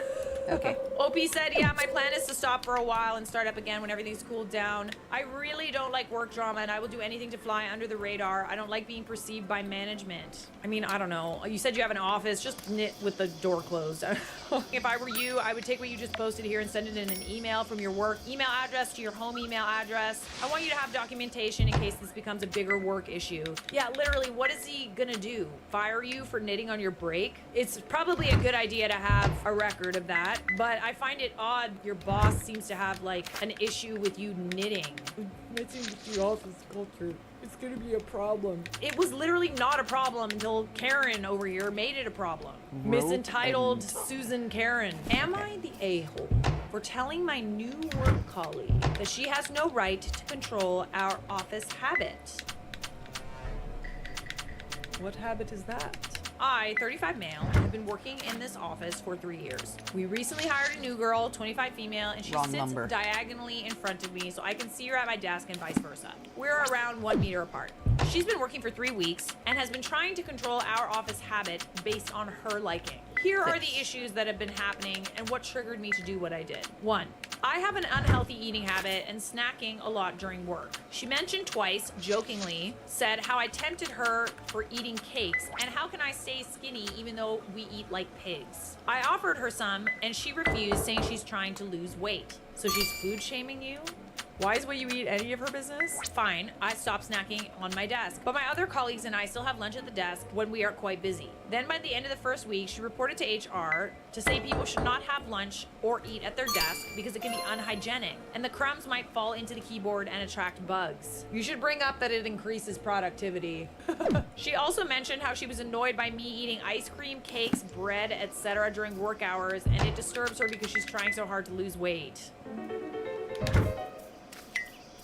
So HR sent us all emails, and now everyone in the office, everyone can no longer eat anything at our desk. Be for real right now. Get out of here. Seriously? On her second day, she complained that the girl that sits next to her, Jane, was using a very strong perfume, one where the scent nauseated her. Jane did wear strong perfume, but it wasn't horrible. All of us could tolerate Jane, and suddenly, because this new girl couldn't tolerate her, and Jane was the one that had to change. Kind of just seems like this person is just like also getting a little comfortable really like right off the bat. Talk about making the office environment toxic. Super controlling and weird. 3. Between our team, 6 of us collect $10 weekly to buy lottery. One of the guys in our team is Muslim, and he doesn't gamble, so he never participated, but he never discouraged or criticized us. We offered this girl to join us, and she criticized about how gambling is bad and say it's very unprofessional to be collecting money and to gamble in an office environment. She actually brought this to HR, arguing the harm and risk, and if we happen to win millions of dollars and did a massive exodus, it would be harmful for the company. Luckily, HR didn't do anything about it. This is like part of your like office culture too, and she's just coming in and just like nitpicking. Can people just like stop being the fun police? Like, please? Not everything has to be catered to you. Not everything has to be by your rules. Stop trying to control other people. Number 4, the Muslim guy prays twice per day in our stationery room. Unfortunately, we don't have a praying room in the office. He also has his praying mat and some other stuff in our stationery room, and it's been there since I started working. She suggested to him to move it somewhere else, as he shouldn't put personal belongings in a common area. Is she like a manager or something? Who made her the boss of you guys? She told the other girl on our team that the old mat was not pleasant to look at. Go away! Leave people alone! Okay, so on to what happened today. Our desks are laid out like an L shape, and my desk is next to a glass window. In our team, there are 7 people, excluding her, and all of us hate the sun. We always pull down the shade, especially the guys sitting on the other corner. They say if the window's open, the sun would glare on their computer screen in the afternoon and make it so they can't see their screen. This girl has been complaining about how our corner is too dark and gives bad vibes, and she needs to have the shades opened up. This is a Karen in the making. She's only 25, buddy. She mentioned how the sun will make people happier and increase productivity. Well, not if you can't see the if I can computer buy screen. another fridge. She's not a manager. She's literally like a newbie. Why is she throwing her weight around and like acting like she's the boss here? I couldn't stand her anymore. So I stood up from my desk and I say, I didn't yell. Look, insert name.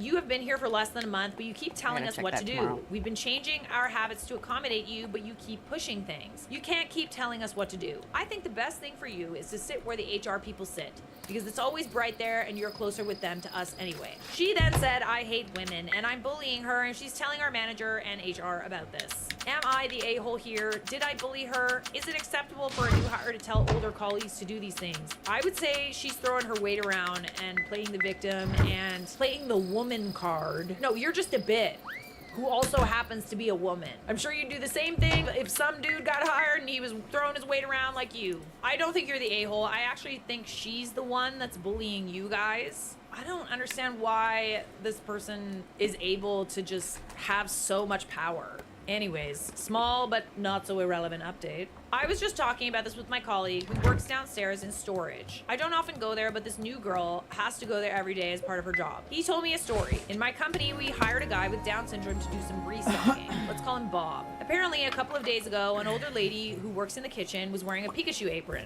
When Bob saw the kitchen lady, he yelled, Pikachu, then ran and touched the apron. So he would have accidentally touched her chest too. According to my colleague, the older lady just laughed and didn't make much of a fuss. The new girl witnessed this and said Bob has harassed the old lady and she would report him to HR. Lol. She complained that Bob's behavior is very inappropriate and unsafe. I mean, I really think that it's kind of up to the woman in this instance to complain about something like that. If she felt uncomfortable, then that's one thing. Sounds like it was an honest mistake. I still fail to understand why this new hire, literally, she's become your office police person without the title.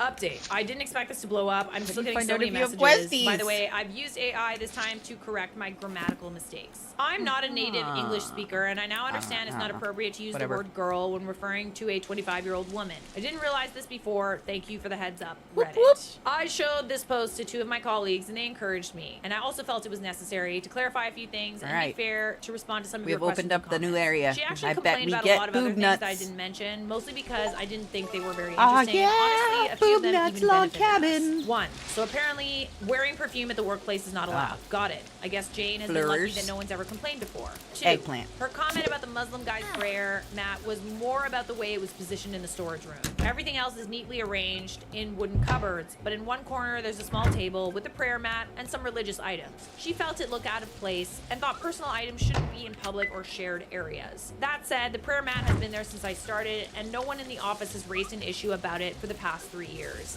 I wouldn't go so far as to say, oh, it's the aesthetic. Oh, it's like ruining the room. Are you ever in there? This is this guy's religion. Like, can he just like pray? 3. About the skinny or eats like a pig comments, I'm totally fine with it. It's just a part of our internal banter, and I'm the only person who gets body shamed, if you want to call it that way. I do allow people to do so. We don't comment on other people's bodies or eating habits, and no one is being body shamed. 4. There was no HR policy that said we can't eat at our desk, and nobody's complained about it until now. Everyone does it, even in other teams like IT. The new hires issue doesn't seem to be about allergies or food smells. Her main complaint was she's trying to lose weight and doesn't like watching people eat. She's never brought up concerns about computer damage or bugs until she took it to HR. 5, yes, she's currently on a 6-month probation period. This is not her first job, but her second job. Apparently worked on a company for 2 years. The first job was in a different city, and she praises that company a lot. So I'm just gonna summarize what some of these points are saying. She complained about the IT guy who has a loud ringtone. She complained how one of our colleagues was putting on headphones when working, and she dislikes it, when she has to tap on his shoulder when she needs to talk to him. Wait, seriously? She complained about a Filipino woman who brought a smelly lunch to work. Oh my God.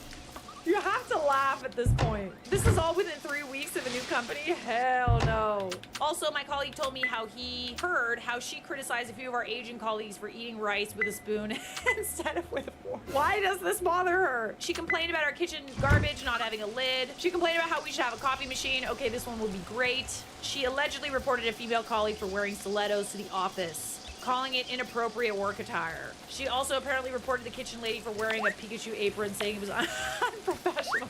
Oh my God. Oh, yeah. One of my colleagues genuinely thinks this new hire might be having some mental health issues. Clearly, people are commenting from different parts of the world. Some come from various cultural backgrounds. It's interesting to see how some things are totally normal in one place, but not okay in another. For instance, we've been eating at our desks for years, but apparently, according to some of you, that's a no-no in some workplaces. Well, sadly, it's not okay for us anymore. What's annoying, it just seems like she just has a problem with something that everyone does, and she wants everything to be catered to her. She's not considering what other people in the office want, and only going off of I what need to make she more fish wants. traps. Okay, on to the next update. But also, I need to so empty on my Monday sack morning, first. a few of my colleagues and I had a discussion regarding this new hire behavior, and we decided to talk to our line manager first before HR. Our manager couldn't come to work that day, legit reason. The new hire also didn't come to work. She called in sick. We then changed our plan and decided to go to HR right away. One of the IT guys joined us, as our new hire had harassed him with a lot of unnecessary IT questions and demanded him to make a lot of changes in our IT system. So we offered him to come and join us to report her to HR. He suggested that rather than complaining about how she's annoyed everyone with her complaints, we should pretend to be concerned about her struggle to adjust to our environment and get HR to talk to her because we want her to have a good experience working with us. Ooh, yes. It's like, I'm a team player and I really just genuinely feel like she's not comfortable here. And we just have concerns because we would love it if she was comfortable here. So a few of us then had a meeting with HR, and guess what? HR people were also annoyed by her. They didn't say it directly, but subtly mentioned that she had been lodging a lot of unnecessary complaints. What is with the micromanaging? Like, she's not even a manager. We also suggested she might need to see a psychologist, so she might be having some sort of internal personal crisis that led her to make all these complaints. The IT guy asked if she showed any signs of these behavior when HR interviewed her, and she said she asked a few detailed questions about the work culture here and also complained about some stuff, parking, etc. But they didn't really think much at the time, and she had glowing reviews from her references, probably because they wanted to get rid of her. The HR team said they will discuss this matter, and HR will have a one-on meeting with her next time she shows up. But that never happened. She sent in her resignation letter the following day, along with a very long list of complaints and things she wanted us to change. The most ridiculous thing is she actually sent the email to the big boss, complaining about our workplace to be unsafe, unhygienic, non-inclusive, misogynist, backwards, and radiating bad vibes. If anyone is radiating bad vibes, it's her. Because what do you mean you're going to an office and the minute you get there you start complaining? Like, settle in a little bit. The HR lady who told us found it strange she didn't use the word toxic. One thing the HR found amusing was she mentioned how our workplace should provide a lot of free stuff, such as bottled beverages, fruit snacks, espresso machine, dining vouchers, feminine hygiene products, petrol, etc. In conclusion, good riddance. Oh my goodness. Well, sounds like she was a little spoiled by her last workplace. I mean, I agree, all those things would be nice. Yeah, good riddance. Cause like, what the actual like, go, like, of all things, like, just while she was complaining, she could have been doing her job. Was she doing all this complaining on company time? Get out of here. So, are you the a-hole for telling your work colleague that she has no right to control our office habits? No. And I hope you enjoy your office cake. Next. Can I have a piece? Subscribe! Oh, new BJ.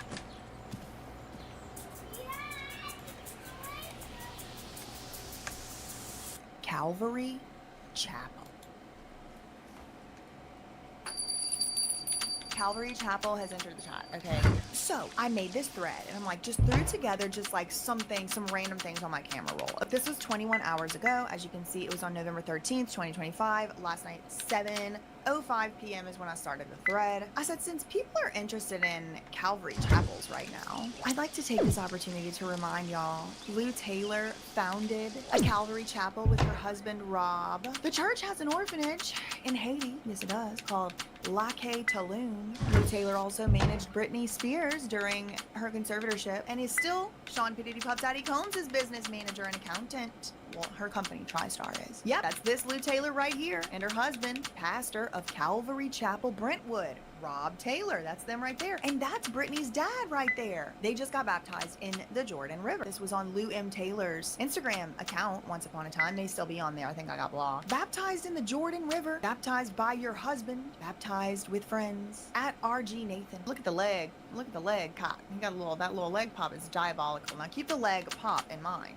because we're gonna see another diabolical leg pop coming up. Okay, so the next tweet in the thread. Lou's company TriStar, Diddy's business manager and accountant, sponsored a golf hole at Calvary Chapel Brentwood's charity golf event in support of their Haitian orphanage. And Lou Taylor and her husband started this church. Okay, so just understand what's going on. The church is having a golf tournament. What is the money going to from the golf tournament? It's going to be going to an orphanage in Haiti. Who does the orphanage in Haiti belong to, or at least who is it overseen by? The church. It's Calvary Chapel's charity orphanage. Okay, so they're doing a golf tournament to fund this Haiti orphanage, or to send money to it. And one of the golf holes is funded by TriStar. So think about, the celebrity money is coming into TriStar because she has fees, and she's making all kind of charitable donations out of TriStar. And one of them is the golf hole at the Calvary Chapel Brentwood, which her husband owns. I'm not saying any of this. Hang on, I gotta go donate some shit. I'm just telling you what they put public and how I understand it to be going on.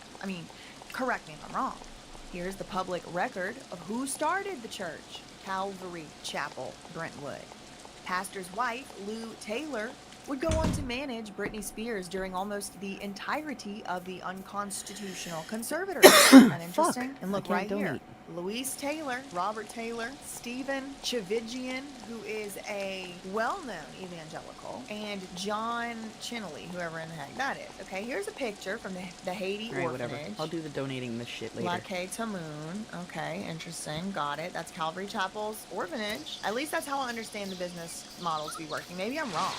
This is what it looks like to me. Here's Lou Taylor and Jamie Spears in the Calvary Chapel, Brentwood, purporting to praise the Lord. There's Lou praising the Lord. And here's Jamie, looking like he's ready for his next drink, in my opinion. So what else in this thread? Oh, and that time Kris Jenner, quote, tracked down a disgraced Calvary Chapel pastor to start her own church. That's Kris Jenner. Her kids helped her to fund it. Okay, wait, hold on. Again, another church that more celebrity money is maybe going into, because we just established, just through that golf hole alone. But here's another one again. And remember, Kris Jenner and Lou Taylor are thick as thieves, it appears. Lou Taylor was just at Kris Jenner's 70th birthday party. She was there. There's pictures over there. I don't know, maybe it was AI. I don't know. Kim Kardashian appeared to confirm her family's interest in the church. In a 2011 interview with Piers Morgan, my mom has helped create a church, so we helped fund that. That's what Kim had said in 2011. Kris herself claimed that she was inspired to start a church after her former pastor, Brad Johnson, at the time he was the head of Calvary Chapel, Calvary Community Church. He resigned in disgrace following an infidelity scandal. I guess he was cheating on his wife in May 2007. He allegedly attempted on a lie 3 times after he resigned. What, But then Kris What's Jenner an olive tracked crystal? down this Brad Johnson and had him become the lead pastor at the church she founded, the California Community Church. Okay, interesting. Just things to think about.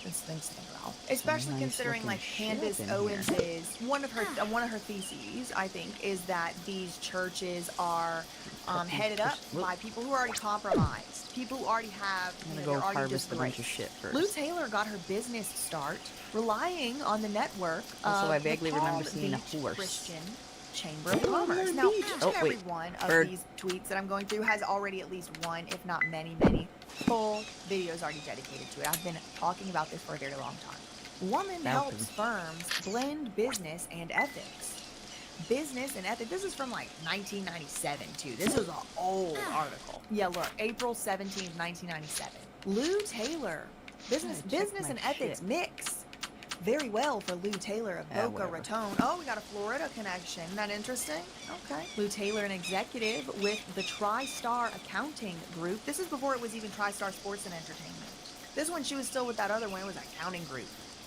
And another thing, too, you will notice if you follow Lou Taylor's career, she changes kind of like hats a lot. Like, at some point, she was a family spokesperson. Then she was a manager. Then she was a life manager. Sometimes she's an accountant. Then it's like business manager. And then she has all these interviews explaining even what in the hell that is. But it's starting to just look like handler and money manager. I mean, I don't know. She's the president at the time in the late 90s of the Palm Beach County chapter of the Christian Chamber of Commerce. Quote, the Bible teaches about ethics and doing what is right. Lou Taylor said, there's no reason why business should operate any differently. Lou Taylor's TriStar Accounting Group specializes in, obviously, accounting, financial management, and taxation advice for sports personalities, entertainers, writers, and entrepreneurial businesses. Local sports figures, such as Florida Panthers players Rob Niedermeyer, Paul Laus, and Bill Lindsay are among her clientele. She started the county chapter of the Christian Chamber of Commerce in November 1995. So if Candace Owens or anyone else is going to be looking into Lou Taylor, I would suggest you really hone in on the early there's a horse. mid-90s Christian Chamber of Commerce, because Lou Taylor of TriStar Sports that's what this is. Lumber. Entertainment, all the way back in the 90s. I don't have supple yet. I gotta cut some down. Ooh, a Palm Beach mud chapter. hole. This guy, Dusty Rhodes, the radio manager, had received many letters from Lou Taylor and other Christian professionals seeking agencies and businesses wishing to be part of I wonder what I can fish out of this muddy hole. This radio manager introduced Lou Hey. Taylor to several national chamber representatives who helped Ooh, a launch the silo. Palm Beach County chapter. Anyway, so here's Rob Taylor. All right, I'm gonna that's bring that, Calvary Chapel at pump Pastor over Rob here. from Calvary, and his wife Lou Taylor. That's off the rack Fendi right there. Couldn't bother to have it taken in. Not a fancy Hollywood Oh my industry fucking event. god, Note, it's a black and white Green chicken. Hill, that's her right here. Holy she was mentioned in Diddy, shit. like in the criminal trial. Yes. Like in trial, she was mentioned Your as name. Diddy's Oh my accountant god, who you're cool as arranged shit. Look how various fucking payments cool this for chicken the is! Alleged victims earlier this Your year. name Ye, is formerly known as Kanye West, tweeted a picture of Lou Taylor with I eyes don't to know. the side. I can't think of anything else right now. Lou was on the board of Church Home with T.D. Jakes. Oh, I just got and to have a others. whole Right here. barn full of David black Kroll. birdies. Okay, here's an alleged email from Britney Spears to her lawyer calling Lou Taylor a crazy lady and a stalker. Okay, you know what? She did Hang on a not second. want Watch Lou BJ to for a manage sec. her or her money. Important to note, Lou Taylor has denied the authenticity of this email, aka Lou Taylor said this email is fake. I choose to believe it's not because I think Lou Taylor is a liar, in my opinion. I wasn't there when this email was written, that's for sure. So I don't know if it could be baby face. Brittany says, Gary, since you're my lawyer, even though I don't know if you are really trying to protect me or not, but there is a crazy lady, Lou Taylor, that has been sending stuff to my house. How did she get my address? And why can't you stop her? This is Brittany talking to her lawyer, allegedly. It goes on. I don't know her. She is a stalker. This is Brittany talking about Lou Taylor, supposedly. She is really terrifying me and my babies. If she knows where I live, then she can just show up here. She sent me a effing pink hat, and she is writing letters like she is my mother. She has been stalking me since Malibu, and it needs to stop because I don't have security and I have my babies. And she keeps saying I am possessed and that she needs to come and kill these spirits. Oh my God. The only thing possessed was her girl, Coram Deo, in my opinion.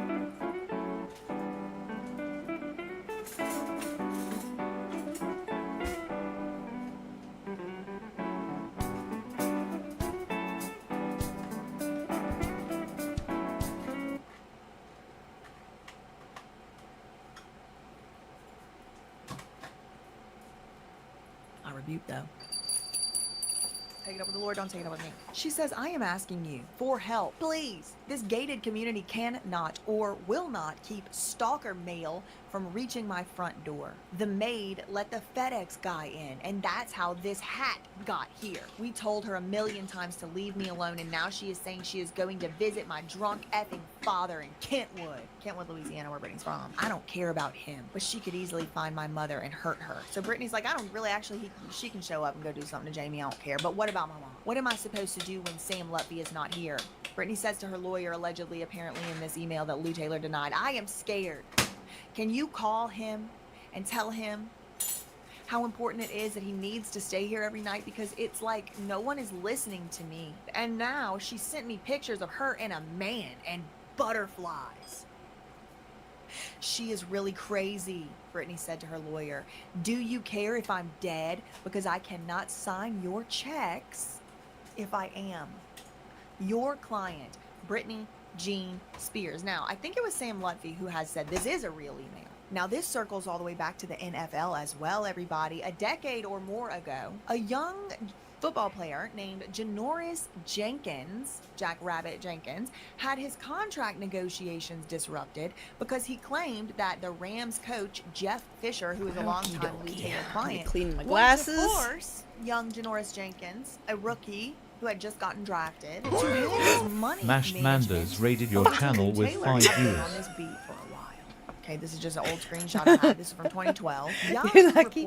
You're lucky I just came back from chucking something in the oven. Hey, girl, hey. Lou Taylor denied being employed. Howdy, welcome by in. Jenkins, We're though watching Yahoo random News shit has obtained a on document YouTube and tying playing a video Janoris game. Jenkins to the company. The pre-draft conversation between Fisher and Jenkins' agent is unheard Hi, of, babies. according to Welcome the NFL in. Players Thank you for the Association source. raid, And cutie against the muffins. rules I of can't the wait till you can start getting paid. Oh, NFL girl, Players you. Association have contacted the Rams over the matter. He was told he could only play for the Rams if he gave his money to Lou Taylor. But then he came out and said, Mashed it all got Manders cleared followed up. your So it kind channel. of went away. But this was something that was reported Thanks on for the time. follow. Here's Lou Taylor with a room full of was I doing? music industry big Oh, wigs. right, So we I just got a chicken. We got the Wait. Christian Chamber of Commerce. I just We got a the black and white Britney chicken. Led. Fucking look We at got this the chicken. music industry through Britain. Also, Gosh, she manages cute. or managed Travis Can I take a picture of Scott. it? She definitely managed his money and his, she was doing his Zoom, tour and zoom. everything whenever the Astro World incident happened. Justin Hey, Bieber chicken. had hired her, but then he Bam. fired her like this year. Here's Lou with Clive Davis and some other music industry bigwigs. I don't know The if it leg makes a pop difference, but we're is going to take a fucking picture of that chicken. Look at the leg pop. Yes. It's given Lima Erica Kirkify. If you Okay, know, hang no, on. so I gotta who's throw a bunch here? of shit At in my Leadership bins. Music event in Nashville, Sony Music, Nashville, Angie McGill, Clint Higgum of what's Morris this? Higgum Management, A new SMG, mushroom. Randy Goodman, TriStar Sports and like Entertainment CEO Lou mushrooms. Taylor, RCA Inspirations, Phil Ooh, Thornton, flowers. Clive Davis, Okay, yeah, we gotta put Big these away for now Machine because Label Group, I Scott don't remember if I need them for Whittler, anything in Fitzgerald particular, and we're Hartman, growing flowers Bill over here right Simmons, now. The Davis firms, Doug We probably Davis, need them for Fitzgerald Hartley's making Larry Fitzgerald and paint Tim Dubois. or So here's Lou dye Taylor or in some the rooms shit. where it happens. Okay, like these, you don't get more powerful. Sony Music I Nashville, haven't gotten Angie that far McGill, yet. Clive Davis, RCA, But I did just so she's get here a with llama. There Would she you is, like right to there. see? Okay, and of It's course, right there. how It's could an I forget alpaca. the time that she also tried to It's an conserve alpaca. Lindsay Lohan. It's my According to alpaca. Lindsay I Lohan's just found it. father, And there was a this is an article horse from back in too, the day. but I couldn't get the Lou horse. Taylor, who has a financial management company in Nashville, I could quietly not came get the on horse. board with Lindsay a few months ago. Oh, Lou right, I Taylor gotta is take this. not only considered a genius in the money department, but Yeah, she's yeah, a yeah. huge personality with Whoop. a moral force. Yep. So throughout her career, right, you can watch her kind of as she comes up. We saw See, that this article can from stay the way it 90s. is Now because this it's is in the water, so it's 2010s or allowed to so, be there. 11. It's a She's got clean water moral hole value. She's now. a pastor's It's wife. not a Even when dirty she was hole emailing Brittany, anymore. it was demons. She This was one over possessed here by is a dirty demons, hole. and Hang she on, needed wait. to go to the light and Hey, what's see this? Jesus. And Is this again, y'all, bees? I mean, I have Oh, 8 fuck hours. yes. I would venture to say hundreds of I hope it's bees. just videos alone, thousands of hours of research for sure on this topic, Do you on see this that woman. on the And you tree? can follow through her career how she always keeps that sort Yeah. of Christian lady thing. And it's almost like, you know, I'm not saying Lou Taylor's a criminal. Of course, I have no way to know if Lou Taylor's a criminal. Maybe she is a criminal. I'm not saying she's a criminal. She might not be a criminal. There it is. Who knows? But if I was a criminal, it might be a pretty good, Okay, easy so, way to escape bunch a of shit. lot of scrutiny and criticism if I just acted like I was like the most Christian lady of all the Christian ladies that there ever was. It could be. I mean, it just seems like a way to kind of I need things. skirt under the radar for a I need while. No, I'm things. Christian. Because look at her right here. I need She's not only things. considered I a need to genius chop down in these the money trees. department. She's I a need to cut the huge grass. personality I with need a to finish moral harvesting. force that I can't easily get the rivals bugs. Her hubby, who's a minister. Ooh. That don't impress me at all. Look 'Cause at I that wonder shit what over the there. pastor's wife is doing in Hollywood. What kind of pastor? Okay, is what's this? the- You know, I mean, even back then, I was like, what is this? Supple Is she on and the front pew? silver. Clad- All right. What is this? All right. She wants to be a All right. conservator. Let's make a full loop of the dupe. It's getting social climate. Harvest It's getting everything we social can climate. harvest. Also, I don't think I've ever seen And any drop evidence this that she has pump college here. degrees. So she's doing all this management. She certainly doesn't have like any searchable certificates or licenses that I've been able to find. Now, if I'm wrong, somebody please let me know, and I will happily gladly correct the There we go. record. I haven't See, even it'll been able to suck the ascertain if dirty she ones, graduated but from not the college, clean which ones. is fine. Wink, I mean, wink. you don't have to graduate from college, but you want to be in charge of P. Diddy and Britney Spears' money, maybe you should have like a degree. Anyway, Okay, we sources definitely want that say silo, one of so the reasons we're gonna Lou have to Taylor came figure on out how board to with repair Lindsay that. Lohan is because her fire and brimstone approach to handling clients. Is she MK Ultraing them in the fire, girl? I mean, I don't know. That's kind of like what the question is starting to become. And I mean, people have told me like MK Ultra this and Beta Kitten Cat that and Monarch Butterfly this, that. And to be honest, like, I still don't really feel I hope you had a good stream. Get your post-stream self-care goodness going on. Crazy lunatic who learned mind control techniques, and they have, you know, some type of cult or something. I mean, it doesn't necessarily have to be like a I have government absolutely no idea what's going on DJ if right I now end because I up stopped finding paying out it is attention. one, I won't be surprised. Because I mean, if anybody's gonna be experimenting on Britney Spears, you think they're just gonna let any and everybody do it? I don't know. There's like a lot of outstanding questions I've never been able to find an answer to, and it's like a hush hush secret. Many lives were destroyed. Many lives were destroyed. Jobs, careers, relationships, trying to keep quiet what has happened to Britney Spears. I can promise you that. They attempted to destroy my life. Nice I mean, silver it was unfortunate deposits for them. around It got here. out A of shit hand. ton of silver, No, so we're this is told gonna work Lou out. Taylor is not shy about pushing down her all born-again trees, mow religious down all this views. fucking grass. Something we are told scared the hell out of Britney. But we're also told Britney got over it when Lou Taylor engineered the financial end of Brit's very successful concert tour. Lou Taylor reps a bunch of Hollywood types as well as Nashville singers. Seems like an advertisement for Lou. One person who currently works with Lou Taylor says, quote, "She takes no BS from no one." This must be Jamie Spears. It's like having a mother with an iron fist who just fiercely tries to protect her clients. Protect from what? This is the like conservatorship or jail language. Like protect from what? How do you know what she needs protecting from, you freak? Lou Taylor wrote a bunch of Hollywood Times takes no BS. Another source says Lou Taylor's influence is so strong it's like having an interventionist on her client's team. Oh, that's interesting. This kind of ties back into the Florida Shuffle tactics, if you ask me. Lou Taylor is the one who ripped Dr. Phil a new one for trying to do a Britney intervention on his TV show in the middle of her 5150 hole. Sources say Lou Taylor has helped Lindsay in the financial chaos department. In the intervention department, not so much. Exhibits filed in Britney's conservatorship case demonstrate what appears to be scheming about judge selection amongst Geraldine Weil, which is one of Jamie's lawyers, and Lou Taylor. This was back in 2008, right before the conservatorship was put into place. Geraldine Weil is credited in Michael Jackson's posthumous tour documentary, this is it. And Britney Spears' team did, at least for some time, include some of Michael Jackson's team after the conservatorship was even ended. So look, here's them scheming. In my opinion, it's a scheme. It's Jamie's lawyer. Hey, Lou, we've run into a problem with our judge selection. The only judge who will be able to hear our case on Friday is the one We need to get a silver axe who will not ASAP. give Jamie Spears the power to administer drugs to Britney. Psychotropic drugs. First time she's off the bench is Wednesday. That Okay, is the so first that's a rough safe treat day to to be be in shopping. court on Let's this go matter. find Why? a Because different they kind. wanted to drug Britney. Here is, this was filed in court, as reported here. Hello? Lou Taylor is the Oh, the email Mirage recipient. logs. Lou, Holy we run into a book. problem with our Yeah, judge that's gonna have to selection. take a the minute. only judge that Let's see a different is one. is on the bench right This now. is not She a won't Mirage tree. It's a drug something Britney. else.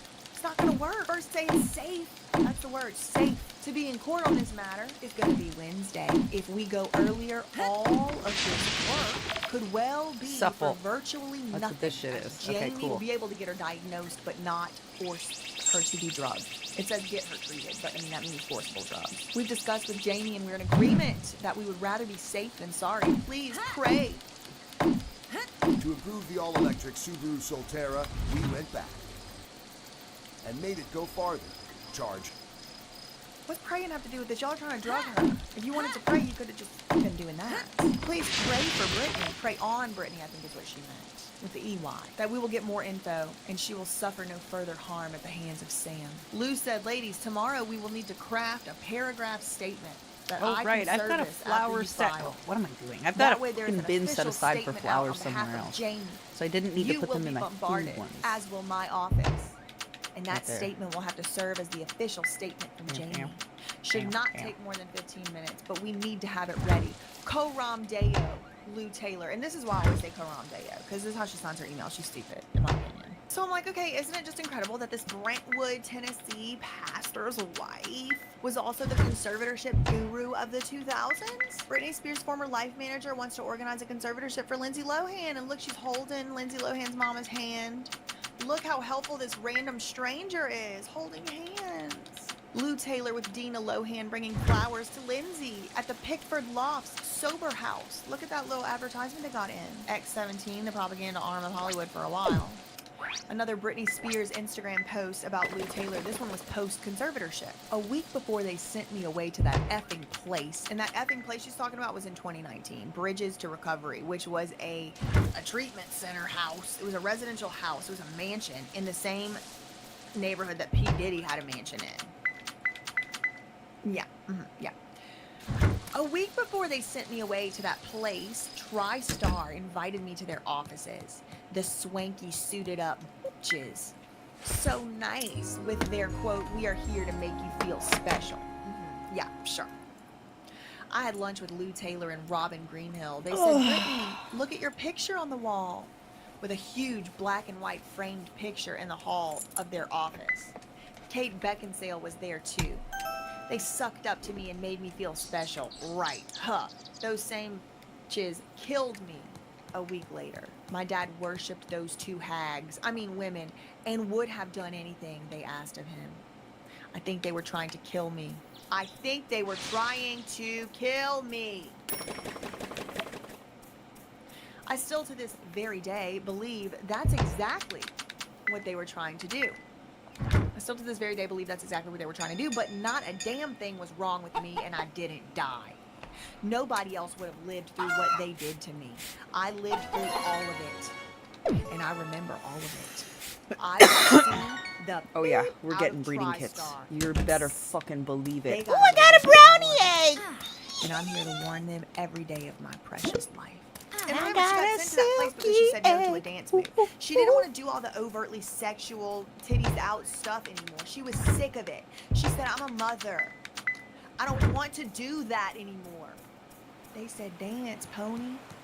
Whoop-ah. Sent her back to the reprogramming facility, Bridges to Recovery. Charing Cross Road. I wrote this in my personal notes, May 2021, before I even made the Janoris Jenkins discovery.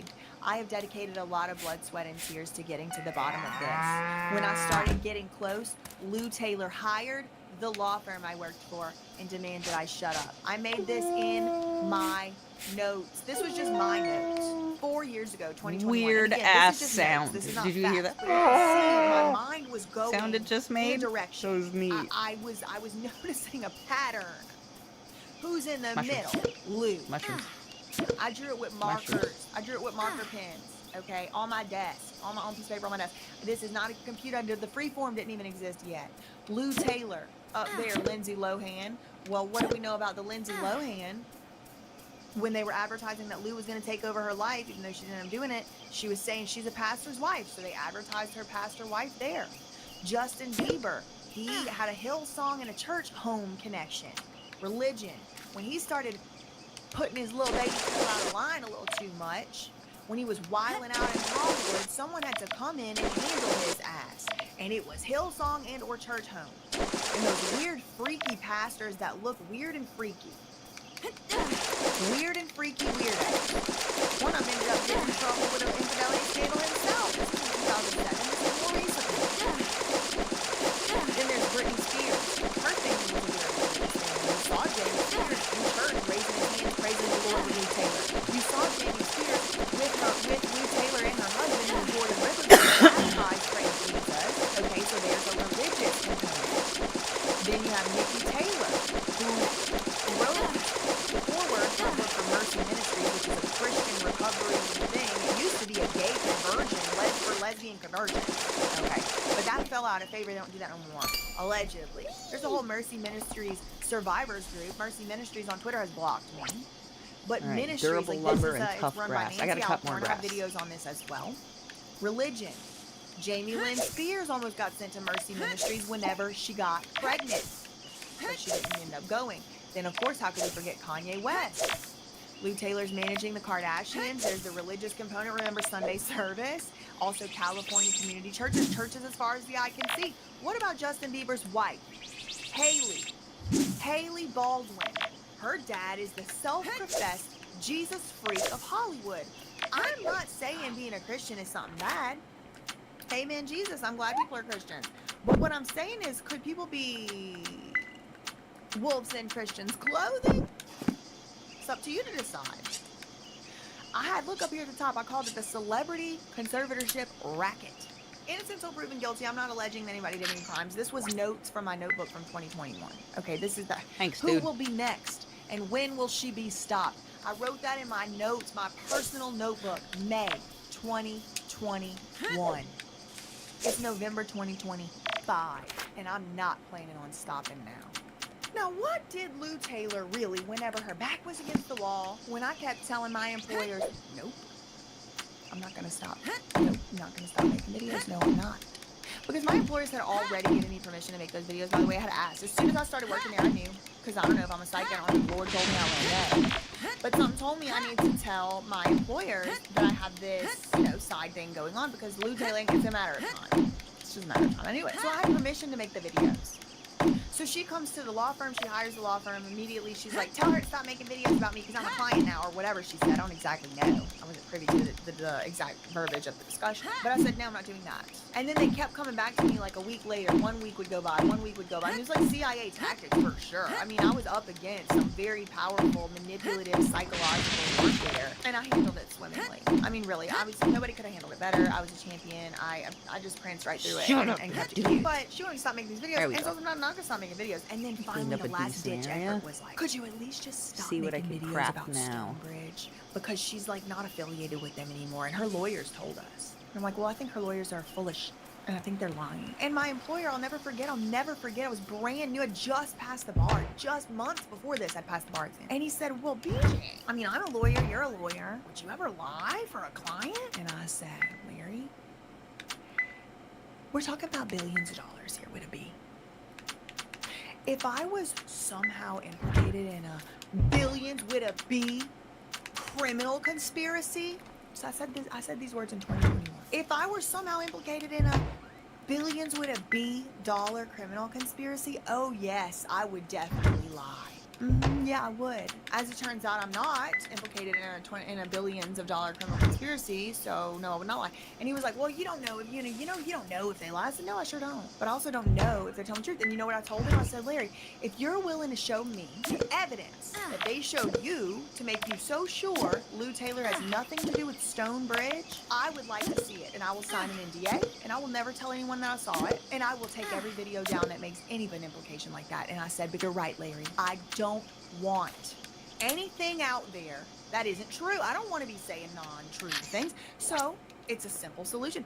You show me what evidence you saw that made you so sure Lou Taylor is not affiliated with Stonebridge, and I'll take all the videos down and I'll never say it again. He said, I didn't actually see any evidence.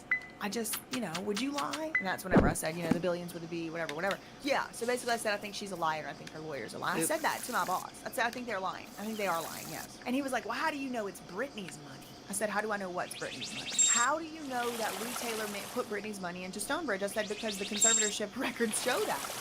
Lou Taylor presented documents to the court which showed that Britney's money, some of Britney's money was in Stonebridge. I don't know how much.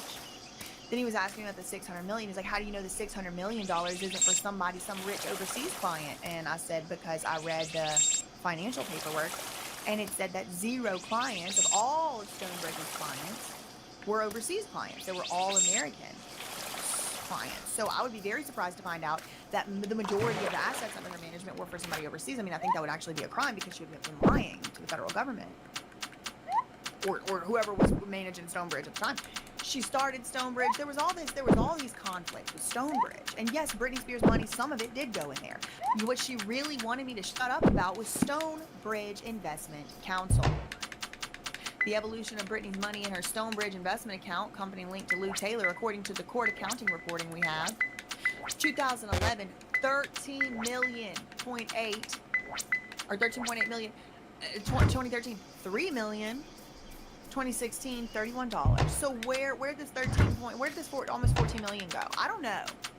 I don't even know if this is a correct, who knows? There's just stuff from my camera roll.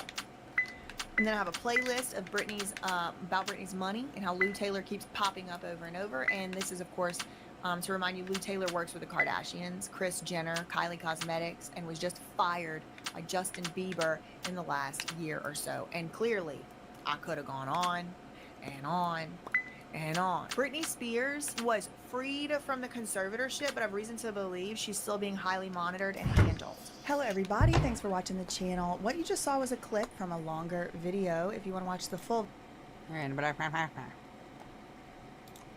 Okay, that's enough of BJ. Let's watch murder!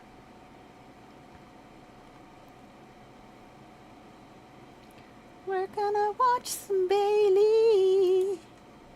So then Catherine Hang on a gets minute, into let me find another it. really Bailey Sarian, murder, and all kinds of shit. Oh, we already watched all those ones. Oh, damn it. We're way down. Let's go back down to where we were on the list. Doody doody doody doo.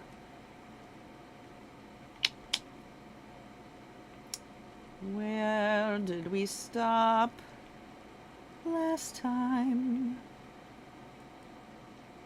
Ooh, Wicked Women. That's where we were. Boop. Dark Estray. Okay, now, fish that need to go be donated. A horse mackerel. Did I already donate one? So, let's start off with a total icon from the Wild West. She was a national sensation, even when she was alive. That's because her name became associated with wild tales of adventure. I'm talking about Calamity Jane. Here's the thing, I thought calamity was like an STD. Apparently, it's another word for disaster. And her reputation was more of like a PR move invented by Jane herself. So why did Jane the Disaster leave such a mark on American history? On May 1st, 1852, Martha Jane Canary was born in Princeton, Missouri. She was the oldest of 6 kids, and there's not a lot known about Martha's mom, but it was known around town that her dad had had a pretty bad gambling problem, which is never a good thing, especially when you have 6 kids to feed, but it happens, I guess. Hello. Martha's childhood is pretty much a black hole of information. There's just not a ton there, but we do know that when Martha was 13, she and her family packed their stuff and left town. In 1865, the Canary family made their way west. And during their 5-month journey across the country, Martha fell in love with hunting animals and going on little adventures. And this taught her a few things. I know, a 5-month journey? It's like the Oregon Trail. Martha said herself, quote, "By the time we reached Virginia City, I was considered a remarkable good shot and a fearless rider for a girl of my age," end quote. This must have been frustrating, or it was helpful. Like, Martha, make us another raccoon hat. You know, it's cold up in here. Anyway, the family arrived in Virginia City, Montana, but over the next year, life as Martha knew it completely changed. In 1866, Martha's mother passed away from pneumonia, and a few months after that, her dad also died. So You have at to do 14 everything years one at a old, time. Martha It's was fucking forced annoying. to grow up real quick. She became the head of the household, taking care of her 5 younger siblings, and she had to figure out how to make money fast. Martha moved the family to a place called Piedmont, Wyoming, and to make ends meet, she took on a job as a cook, a dance hall girl, a dishwasher, and even a nurse. Wow, I know. She did it all. Then around 1869, she found a job as a sex worker at Fort Laramie. Now, sex work was big business back in the Wild West, especially in a place like Fort Laramie. I mean, it was a stop on the Oregon Trail, and it was a military location, so there was lots of men coming and going. Sex work was allegedly one of the more lucrative jobs Martha could have, and instead of being chained to a husband, forced to do housework for no money, sex workers had more say in their freedom. Yes, of course, there were big risks, but some experts think Martha could have been empowered by this freedom. As Martha got older, she became a tall woman with a, quote, masculine build, and she realized that she actually take advantage of this. Dressing as a man allowed her to work in places that didn't hire women and do work that she actually wanted to do. Not only this, it also helped her live a life with more adventure. In 1872, at 20 years old, Martha joined the Army as a scout, which was a job only men could hold at the time. And Martha was able to get away with this because she was, quote, disguised by male clothing, and also worked under a fake name. It was at this time that Martha earned the nickname she became famous for, Calamity Jane. Now here's the story according to Martha. When she was in the Army, she and her squadron were sent out to stop a Native American uprising. They were out in battle for several days, and a few soldiers were killed along the way. Now, at one point, Martha and the guys were ambushed. They all climbed onto their horses to get the hell away. But Martha saw that her captain had been shot, and he was losing consciousness and was about to fall off his horse. So Martha turned her horse around and galloped back to her captain as fast as she could. She was like dodging enemy fire the whole way. So she got there just in time to catch her captain before he fell to the ground. She then lifted him onto her horse and then rode away to safety. While he was recovering back at the fort, her captain allegedly said, "I name you Calamity Jane, the heroine of the plains." Now, this is a story that Calamity told. Now, others believe she got the nickname because she would warn men that they would court Calamity if they offended her. She was essentially threatening to ruin them if they bothered her. So I kind of love that too. Unfortunately, Martha was fired from the Army when they discovered that she was, in fact, not a man. You know, it's like Mulan, kinda.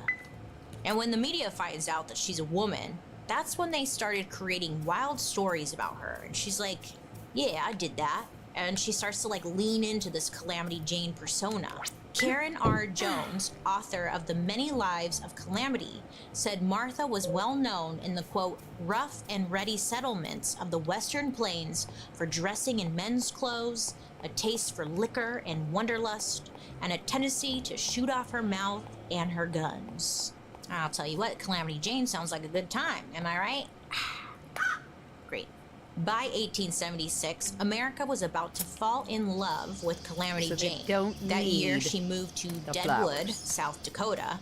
This would become the place she called home for the rest of her life.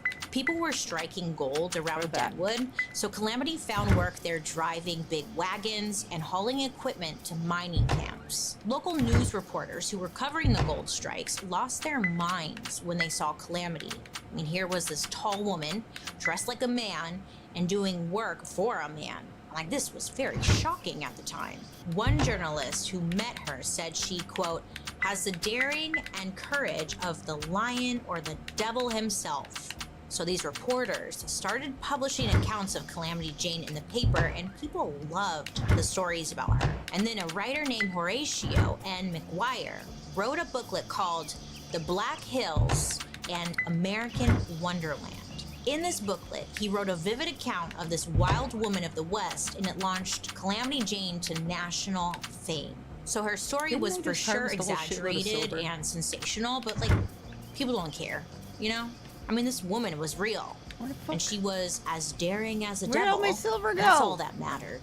Calamity Jane Oh, really enjoyed this newfound fame. In fact, she started It's to all in add the her thing own getting stories processed. to the Oh, I'm tall so tales smart. of Calamity Jane. And at one point, she said that she was a writer for the Pony Express, which was an early version of the U.S. Ooh, I can Postal breed Service. my Calamity things said now. tons of Yes. writers before her got held up at gunpoint and robbed of like the packages of money they carried, but not her. She said, quote, my reputation as a writer and quick shot was well known, and they knew I never missed I my would mark. like to make She even baby. claimed that she was an Army scout for General Custer in Arizona back in 1871. And this caught people's attention because Custer was a famous American Army Oh. general during the Civil War. And during these travels with Custer, Calamity said that she had tons need a of big- dangerous missions to perform. I need a And big she barn or survived coop. all of it because she said, quote, I was considered the most reckless and daring rider and one of the best shots in the Western country. Sounds great. But the problem What do I need for the- is, in 1871, General Custer was never in Arizona, and neither was Calamity. Oops. But the Silver. tall tales Okay, only silver. got Lots of taller, silver. and Calamity's Lots of reputation silver. became larger than life. She liked to make her presence known wherever she went, and apparently one of her favorite things to do was to get drunk, shoot up a saloon. I mean, what else you can do back then? Shit, you know? One man who knew Calamity Jane personally said she was, quote, drunken, disorderly, and wholly devoid Lots of of any silver. conception That's of what I need to go do. morality. I gotta At the mine same a whole time, shitload she of was known to silver. be generous and kind-hearted. Like, there was a smallpox epidemic in Deadwood, the, and while most of the town wanted nothing to do with the sick people, How many? Calamity Jane Five. spent time Five, nursing five, and five, comforting five, them. Okay. Then, in June of 1876, she met a man named Wild Bill Hickok while they were traveling in the same wagon train. Now, Wild Bill here is a character who could have his own story, but he was a soldier, a lawman, and a gunslinger, a gambler, an actor, and was involved in like tons of gunfights. He liked to exaggerate stories about himself almost as much as he loved I'm out of drinking energy, so I heavily. can't do I mean, just anything. like Calamity. And when these two met, I guess they just hit it off. Oh, wait. It was like they were made for each other. Between the partying, the national attention, and their reputations, they could relate to each other on like a different level. So for about 2 months, they became very close. So close that some believe they were making sexuals. And what happened next completely changed the course of Calamity Jane's life. So Wild Bill Hickok was murdered on August 2nd, 1876. He was shot in the back of the head while playing poker. And if the rumors of their romance are true, it makes sense why Calamity was totally devastated when Wild Bill was killed. I guess she was actually there when it happened. Calamity Jane said she went after the killer with a meat cleaver because she left her guns at home, but I guess the guy eventually got away. Calamity was depressed after Wild Bill's death. She felt like there was nothing left for her in Deadwood, so she hit the road and spent the next decade living on the frontier and like shacking up with a few different cowboys, I guess. In the late 1880s, Calamity returned once again to Deadwood. And this time she had a small child with her and she told people it was her daughter. But I guess they didn't have a dime to their name. So the town put together a little fundraiser to help send Calamity's daughter to a Catholic boarding school.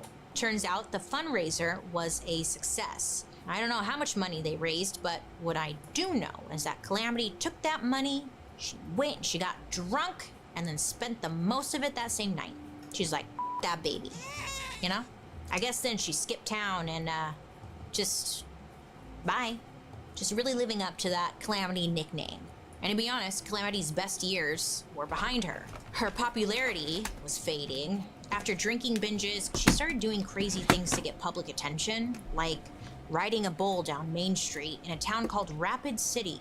By the 1890s, the Gilded Age was in full swing.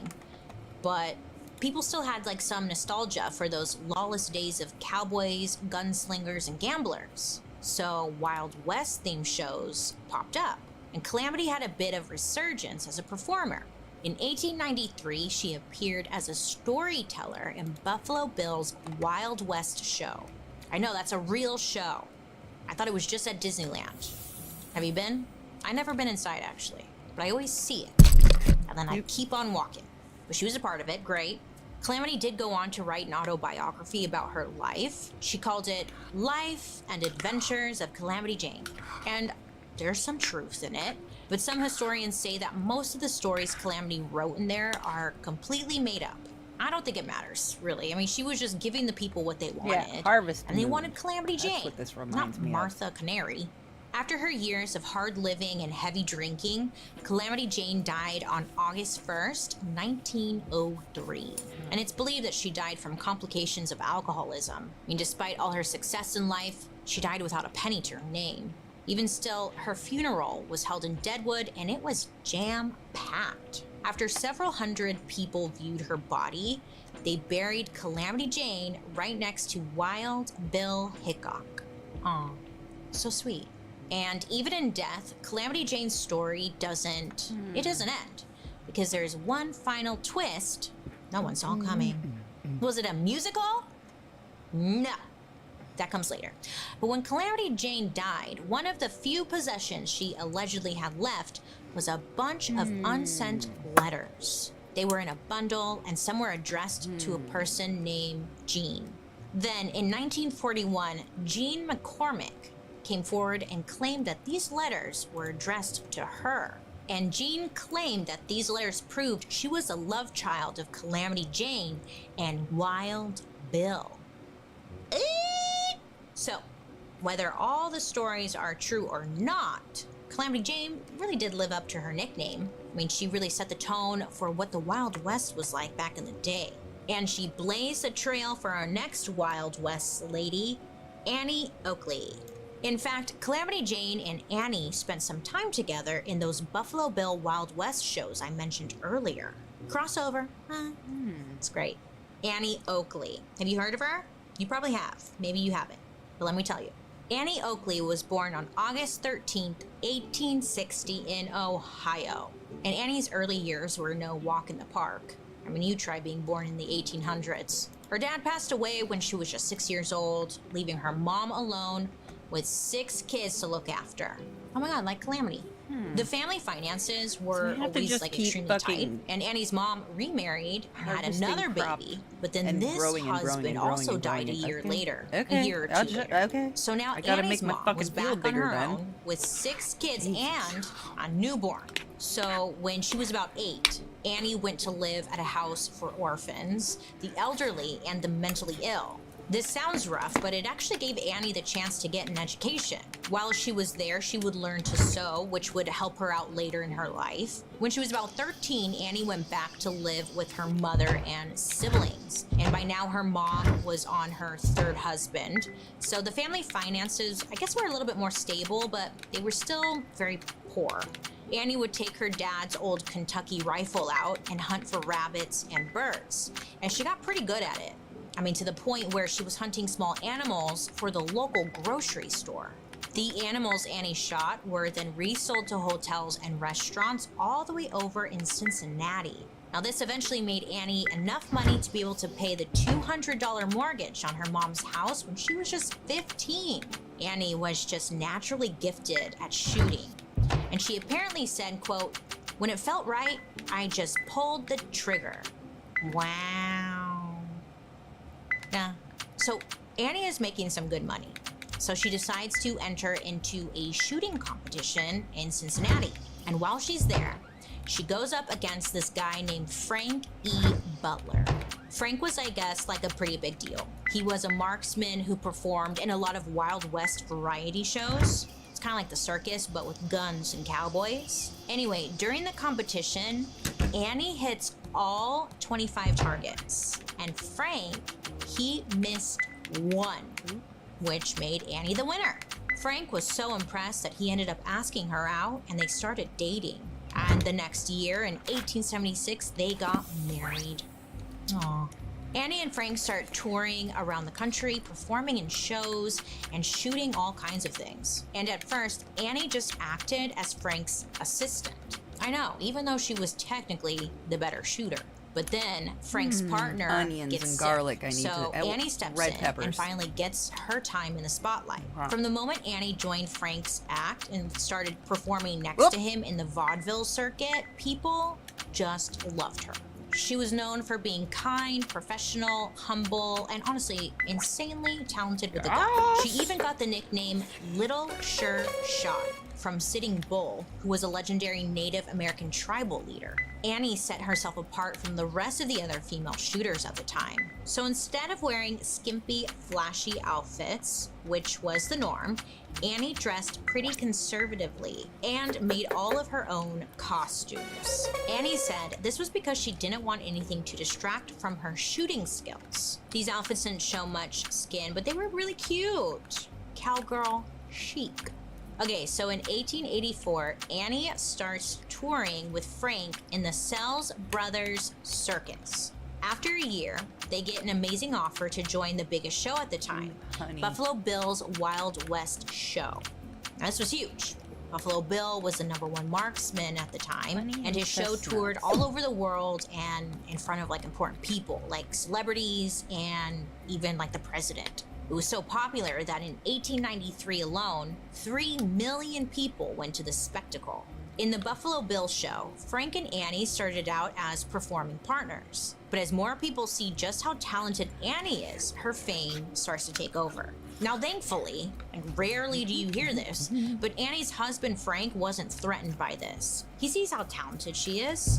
I mean, that's why he asked her out in the first place. So he takes a step back and decides to become Annie's manager/assistant. So supportive. Love to see that, huh? And overnight, Annie becomes the star of the Buffalo Bill show. It was her name on the posters, advertised as Champion Markswoman. Basically, Frank would only come on stage so Annie could shoot cigarettes out of his mouth. Yeah, that's love right there. Annie also shot glass balls out of the air, and she could split a playing card in half, like the skinny half, like paper thin, from over 30 feet away. She could also snuff out candles with the wind from her bullets and shoot the corks off of wine bottles. Hot. Annie performed her stunts in Spain, Italy, France, and even for Queen Victoria's Golden Jubilee in England. Apparently, the Queen called Annie, quote, a very clever little girl. Okay, thanks. Like, way to downplay it. Very clever little girl. All right, cool. And everywhere Annie went, she proved that women were totally capable of not only handling firearms, but out shooting men. She was really passionate about encouraging women to learn how to use pistols, which were smaller and could be kept in their purses for self-defense. Annie once said, quote, I would like to see every woman know how to handle guns as naturally as they know how to handle babies, unquote. Annie spent 17 years with the Buffalo Bill show before she retired in 1901. And then something wild happened. Annie found herself in an insane legal battle. A Chicago newspaper reported that Annie Oakley had been arrested for stealing a man's pants to sell them and buy cocaine. Because this one newspaper printed it, I guess a whole bunch of other newspapers picked up this story and printed it too. But the thing was, the story was literally fake. Annie didn't do drugs, and she definitely wasn't stealing pants. And also, the story couldn't have been true because she and Frank were living in New Jersey at the time and not Chicago. So she was like, you know what? I'm gonna get to the bottom of this. So it's gotta be now, summer, it turned fall. out that someone had, in fact, stolen a man's pants and sold them for cocaine. Wild times, huh? But that person was a woman named Maud Fontanella. When Maud was arrested, she told the officers her name was Annie Oakley, but she spelled Annie A-N-Y. I guess she couldn't spell. But it's kind of amazing. I mean, I guess you could get away with anything before you had to carry a government ID with a picture on it, you know? The real Annie Oakley was pissed at all these newspapers for dragging her good name through the mud.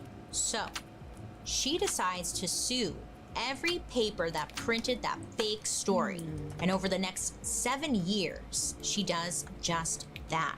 She successfully sues 54 newspapers and wins. Go off, Queen. Woo! When World War I broke out, Annie wanted to do her part. So she reaches out to the Secretary of War and offers to fully fund and train a troop of all-women fighters. She even offered to teach soldiers like how to accurately I have no shoot. energy. But both of these offers were declined. I know. Like, why, right? Like, they think they're better than Annie Oakley? Because she's a woman, you know, who gets her period. She don't know war. Now, at this point, Annie was almost 60, but she still wasn't an incredible shooter. She and Frank worked at the Pinehurst Gun Club giving shooting lessons. And sometimes they would even give little demonstrations. I know, could you imagine getting trained by Annie Oakley? On March 5th, 1922, Annie hit 98 out of 100 clay targets from 16 yards away. Some sources say that she actually hit all 100 targets. Now, this not only broke all existing trap shooting records, but it also proved that at the age of 62, Annie was still one of the best shooters in the world. So honestly, it's our loss that they didn't let her help out with the war. And then Annie Oakley went on to make sunglasses. I'm just kidding. Oakley sunglasses? Great. Annie Oakley passed away in 1926. And a few weeks later, Frank, her husband, passed away too. I mean, at this point, they had been married for 50 years. So sad. So sad. Okay. The fireworks Annie day? left behind an incredible legacy. I mean, she paved the way for female shooters, female self-defense, and advocated for women to learn a skill that was mostly dominated by men. Annie actually made more than any other sharpshooter except for Buffalo Bill himself. Wow, incredible. She was great, wow. Good for her. Now, the last Wild West queen I wanted to talk about is someone you did not want to mess with. A lot of Wild West characters are kind of all talk, you know, but she was the opposite. She was one of the most dangerous criminals in Texas. She hid fugitives, robbed banks, cheated, stole, and did it all in a dress while riding side saddle. This is the true life of Belle Starr. Belle was born Myra Maybelle Shirley on February 5th, 1848 in Missouri. Now, she was born into like a pretty successful family. Her father was a farmer who actually made a big profit because his farm raised hogs, horses, and like tons of different crops. But after a while, her father, I guess, got sick of the farm life. It was kind of boring. So the family sold their farm and moved to a town called Carthage. Her father used the profits from the farm to open a hotel/tavern. And that was so successful, they opened up a blacksmith shop as well. And before you know it, the family businesses ended up taking up like the whole block. So you could say Belle was born with a silver spoon in her mouth. It's been said many times that she loved to flaunt that she was the rich girl in town, and she always had like a posse of people around her. I'm picturing Kate from Lizzie McGuire. Remember her? That's what she's giving me. She was described as well-loved and spoiled rotten, and she went to like this all-female private school, and she killed it when it came to her schoolwork. I mean, she was smart. But also, Belle had edge. One of her classmates gave an interview about her saying, quote, "would fight anyone, boy or girl." At home, Belle had 4 brothers, so you know she had to learn how to fight. It was said she was very close with her older brother, who went by Bud. He made a point to teach her how to shoot guns, ride horses, and defend herself. Because of this, Belle became a master sharpshooter and horse rider. So her life was just peaches and cream. I mean, she was daddy's little princess until the Civil War broke out. There was a lot of fighting near her hometown over the war, and it was dividing families and neighbors, and everyone hated each other. Plus, different armies were coming into town, taking over and wrecking all of the businesses, and it was tense. Her brother Bud became something called a bushwhacker. I know, which is not a creep hanging out in the bush jacking off. No, nay. Instead, it meant that he hid out in the countryside, just waiting in a bush so he could shoot at people trying to take over the town. Bushwhacker. Yeah. He was known to shoot at, harass, rob, and even murder people. Even though Belle was just a teenager, rumor has it that she was actually a spy for the Bushwhackers. Quote, Belle allegedly volunteered to spy on the troops through her social circles and returned the information to her brother. Rebels rode into town and burned everything to the ground. And by 1864, the war had totally destroyed her hometown and everything her family had built. Her family and community were torn apart. And then the worst thing possible happened to Belle. Yes. Her brother Bud was shot and killed by federal troops. Now this totally broke her. Now the day of Bud's death, Belle vowed to get her revenge for her brother. Now, we don't know exactly what she was going after, but we do know that this tragedy completely shaped her personality. Her family packed up the few belongings they had and took the long ride to Texas. They spent months on the trail. I mean, it was rough. At the same time, a bunch of Bud's old friends rode into town, and they were part of a gang called the James Younger Gang. Okay, so this gang, they robbed a bank, and they needed somewhere to hide. They knew that they could count on Belle since she was allegedly a spy for their side. Maybe it's because they reminded Belle of her brother, or maybe it's because she was a secret bad girl. Belle started to hang out around bank robbers and criminals after this. She once said, quote, I am a friend to any brave and gallant outlaw. I mean, they were her people. Belle reconnected with an old friend from back home. His name was Jim Reed. So Jim was a bad boy. He was known for robbing banks, and Belle was into that. The two of them actually had a kid together, a little girl named Rosie Lee. So he tried to clean up his act for the sake of his family. But, you know, the normal life wasn't working for Jim. He and Belle were strapped for cash, but he knew if he robbed a bank, they'd be set. So he robbed a bank. But once Jim resumed that outlaw lifestyle, he just couldn't stop. He just kept doing illegal stuff. I mean, Jim even murdered a man during one of his crime sprees. So he, Belle, and their little daughter had to flee to California. In California, Belle gave birth to their second child, a boy named Eddie. And even though they were now 2 young children running around, Jim took his criminal activities to the next level. And Belle decided she was going to become an outlaw too. Jim joined several gangs, and one of those was the Star Clan. This is when Belle allegedly got very involved in these criminal activities. Apparently in 1873, Jim and Belle snuck onto the property of the Graysons, who were farmers nearby. They knew the farmers had $30,000 in gold coins, and it was just theirs for the taking. Now, rumor has it that Belle was dressed as a male cowboy so they wouldn't recognize her.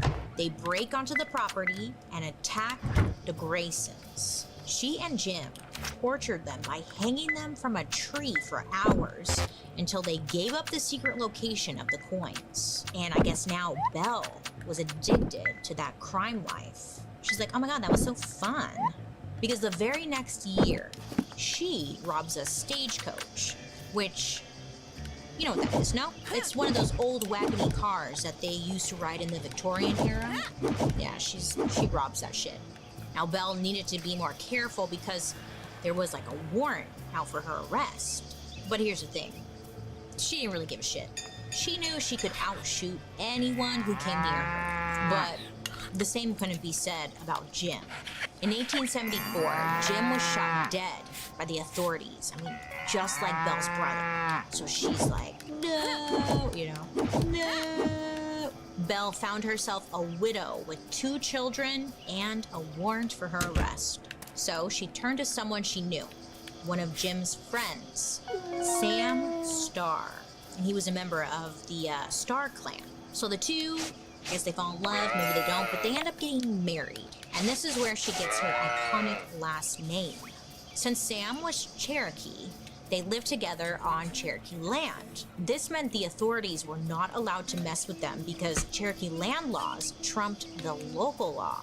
So Belle and Sam used this to their advantage. They would take in any outlaws who needed a place to lay low until, like, heat got off of them. The two of them were very well known in the outlaw community. They would also commit all these crimes in town and then race back home knowing that they could hide out from the authorities. And apparently the two of them had this whole operation going. Belle would lace herself into one of those sexy little Wild West dresses, and she would jump on a horse and she would ride it into town. You know, and apparently Belle was hot, okay? She was a babe. So she'd ride up to a man, side saddle, and pretend to be this, like, gorgeous little damsel in distress. She's like, oh my god, officer, I don't know how to use this gun. It's just so heavy. How can I use it to protect myself, officer? Oh, I dropped my gun. I'm so silly. Terrible number. That's, you know, a different she knew what she was doing. Now, while she was doing this, is it you? Sam Starr and his gang would be robbing the men blind. Yeah, they take their money, their horses, and honestly, anything they could get their hands on. While Belle was playing dumb. I love it. Oh, I just, like, don't know what I'm doing. It's so crazy. I'm on a horse? I thought this was a donkey. That's so crazy. I, like, just don't know. It's so hot, huh? So they would rob, right? And she'd be like, yeah, that's so crazy. And then she'd speed off, still, like, riding side saddle, holding her gun perfectly. And then the men would realize that this was a freaking act. They're like, oh, fuck. I mean, I was impressed. Side saddle? Have you seen Princess Diaries 2? You know how hard riding side saddle is? Good for her. So she became known as the Bandit Queen because she'd steal people's stuff before they even knew what hit them. She knew how to talk her way out of trouble or pay off the right people to get her friends off the hook. Now, Belle did this for years without breaking a sweat.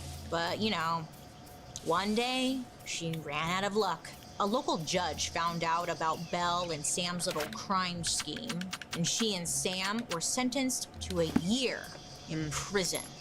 A whole year.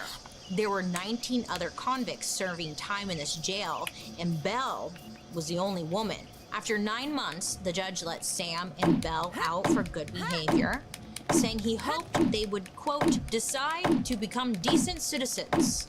And of course, they were like, oh my god, yeah, we won't do anything anymore. Pinky swear.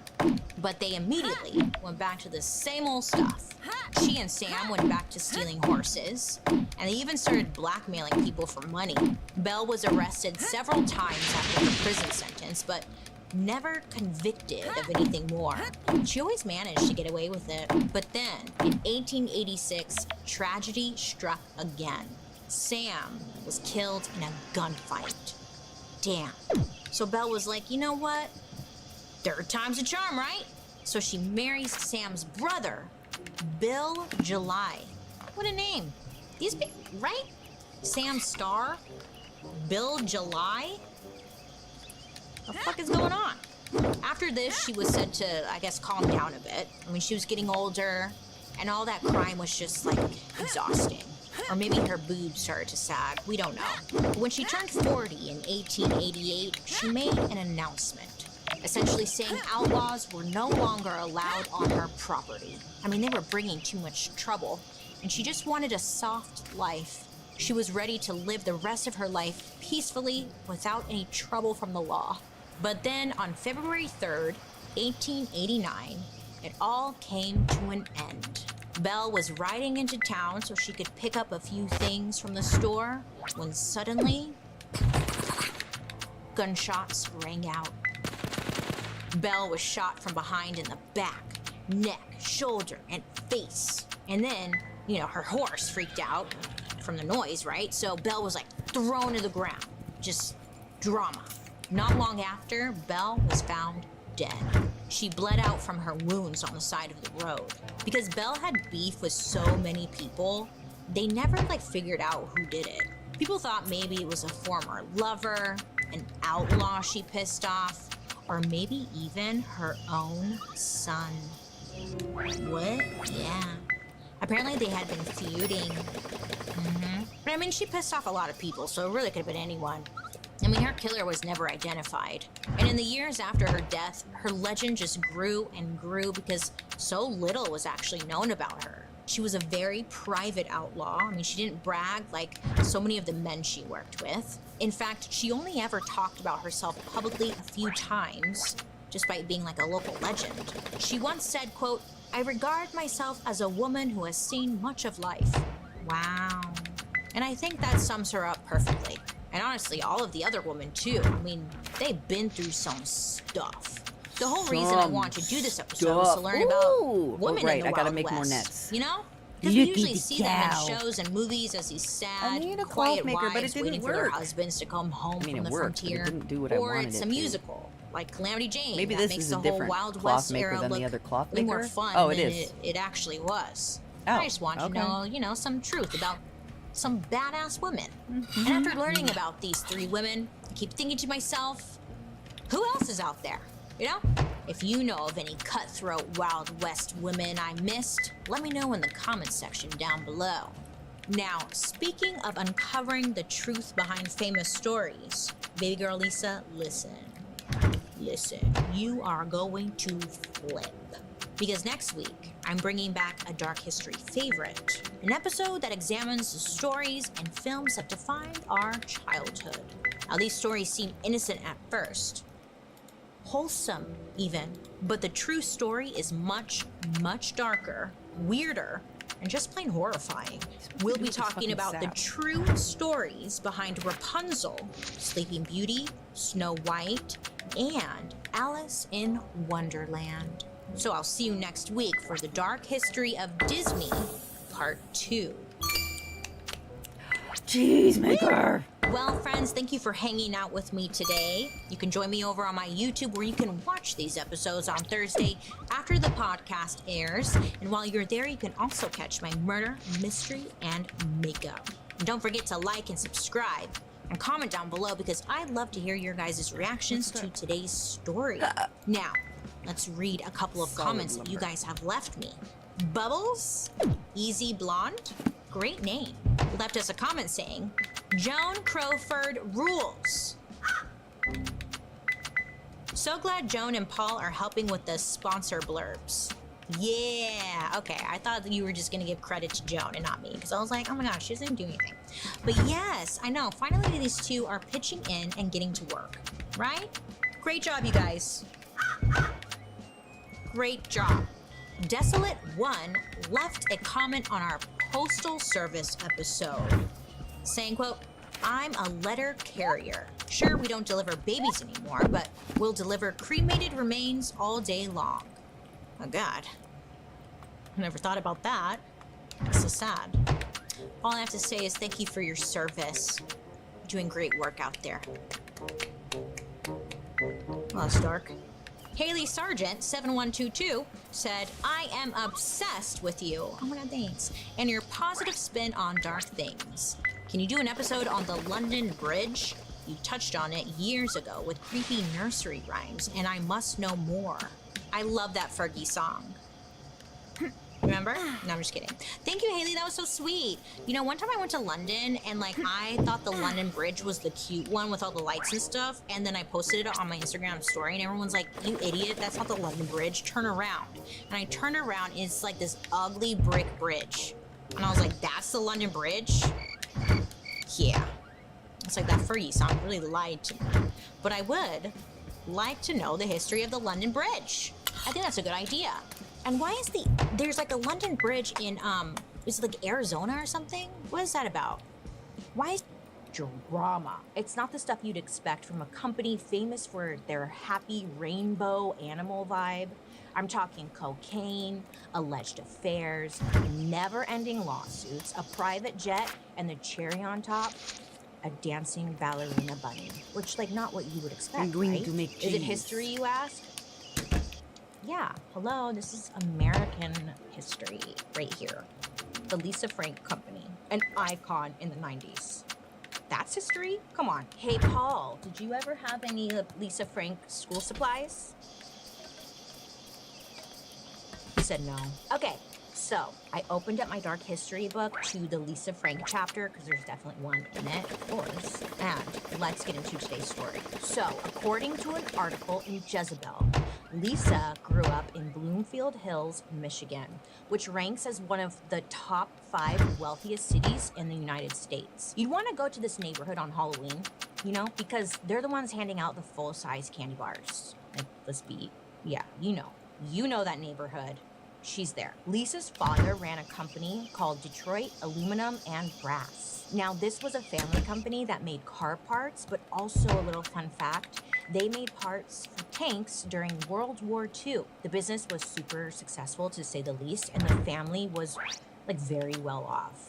Daddy's got that war money, honey. We don't know too much about Lisa's mother, but what we do know is that she was very crafty, artsy. She seemed like a very creative woman. She made pottery, and along with Lisa's father, she encouraged her daughter to get into the arts. Like, she would put her in art classes, provide her with coloring books and crayons, and just have fun. She and Lisa's dad gave Lisa a loom for her 12th birthday. And if you're like me, you're like, what the hell is a loom? Because I didn't know what a loom was. It's a large device used to weave cloth and tapestry to make blankets and etc. Which, who the hell gets a full-size loom as a child? Rich people stuff, you know? Growing up, Lisa said that she was a total girly girl. She read, she did artwork, anything girly, whatever that means. And over the years, she got pretty darn good at painting. In high school, which, side note, she attended this really fancy school in Michigan called Cranbrook School of the Arts, and it looks exactly, not even kidding, like Hogwarts. It looks insane. I'm like, this is a school? My school had like trailers and stuff, you know?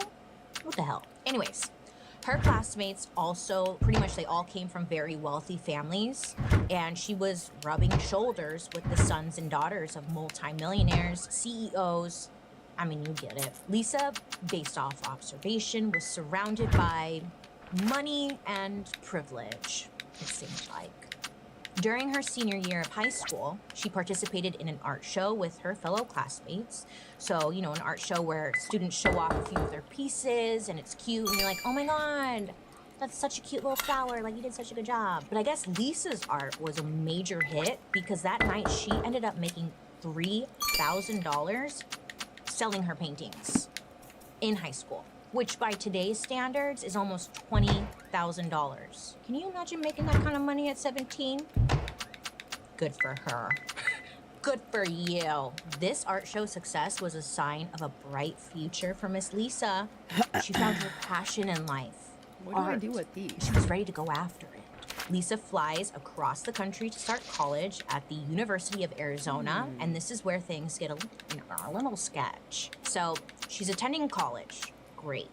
And No, while there, that's not gonna some work. say this is when she Gotta started be some buying sort of, and like, reselling gem jewelry processor or made whatever. within the local, like, Native American communities. Others say she was making the jewelry with I can them. make essence. We don't really know a ton about this period of her life, so who's to say what really happened? But what we know for sure And go is that put she flowers in hones that her thing. business instincts at the University of Arizona. She's like reselling and making money. So Lisa's doing that, and I know what you're thinking because I was thinking it too. Like, Lisa, babe, you can't borrow someone else's art and sell it as your own, honey. But that's what she was doing. Lisa claimed that she worked with the artist, and, you know, they should be happy because she's giving them exposure. Quote, quote, quote. Which, for those of us who are freelance artists, or maybe you've been freelance. You sure as hell know exposure does not pay the freaking bills. I hated that. I don't want fucking exposure. I want my lights to stay on. You know? Anyways, Lisa thought she was helping the artist. Sure, babe. So by the time Lisa's 20, she starts her first brand, and it's called Sticky Fingers, which is kind of hilarious on its own. Sticky Fingers? Because come on. She's technically like taking stuff and reselling, so that is kind of sticky feet. You get it. So what was Sticky Fingers? Well, Lisa, she was dabbling in her own jewelry line. She was selling plastic charm bracelets with little animal charms and cute little fruit charms and whatnot. They looked kind of cheap, but you know, this turned out to be a really big hit for Lisa because not long after, Sticky Fingers was being sold at Neiman Marcus and Bloomingdale's. Like, does she have good luck or what? Or good connects? Either way, the plastic bracelets were a hit. So much so that this led to partnerships between Sticky Fingers and Felix the Cat, Betty Boop, Mickey Mouse. I mean, the list goes on. And this is just an observation of my own, really. But she must have been doing well to get those kinds of partnerships, right? Mickey Mouse? Come on. I don't know what she's doing, but she's good at it. So the bracelets are selling like crazy. Lisa can't really keep up with all the orders. Plus, she's kind of feeling inspired to start another project. She really wants to make stickers. I know. It's totally random, but this is the 80s. And allegedly, I heard a rumor that in the 80s, stickers were like all the rage. You let me know. I was born in... No, never mind. So stickers are all the rage. And Red Lisa, peppers. she wanted in on the sticker industry. She's like, there's money there. I like art. I can make stickers, you know? And she had her eye on the damn prize. So Lisa decides to pivot and rebrand. Pivot! The company, Sticky Fingers, gets a new name. Lisa Frank Incorporated. Which is kind of a weird choice for someone who wants to be or is extremely private. But then again, maybe she didn't expect for her brand to take off the way it did. Anyway, she's 25 at this time. She's kicking ass, and she's now making stickers. What a dream, honestly. Making stickers? Fuck yeah. I want to make some stickers. So within the first year of her new business, Lisa Frank gets a large order from Spencer's Gifts. Oh yeah, remember Spencer's? They had the lava lamps, the neon dildos. It was the real hoot. They're still around. Why does Spencer's always have that funky smell? Does anyone else notice that? Like that smell. I don't know what it is, but it's Spencer's. Let me know. Thanks. Anyways, this order from Spencer's Gifts, it wasn't just any order. It was $1 million order. Oh yeah, within her first year. $1 million at 25 in the 80s? Girl, just retire now. Get that boat, travel the world, live, laugh, love. Come on. In the late 80s, the brand expanded and started selling school supplies. She noticed in a sea of beige notepads and black composition books, there was an opportunity. I mean, you guys remember, school supplies were very basic, and nobody was making cute shit at this time. Lisa came in and started making colorful, airbrushed, imaginative designs. It was so different, and it looked like she was on acid when she made it, honestly. It was cool. Lisa knew her audience, okay? She knew what these kids wanted. Her loud, in-your-face products were a huge hit, and she was just raking in that dough. As a businesswoman in the 80s, I imagine a lot of people probably doubted her. I mean, first of all, she's a woman, okay? And women couldn't even get their own credit cards until just a few years before this. Yeah, women couldn't open their own credit cards until 1974. So, yeah. I imagine it was a little rocky for Lisa. I'm sure people doubted her, you know? But she pulled it off. I mean, she really saw a market where people hadn't seen one before. And it was such a smart business decision. Snaps to you, Lisa. At this time, a normal pencil would cost like 50 cents.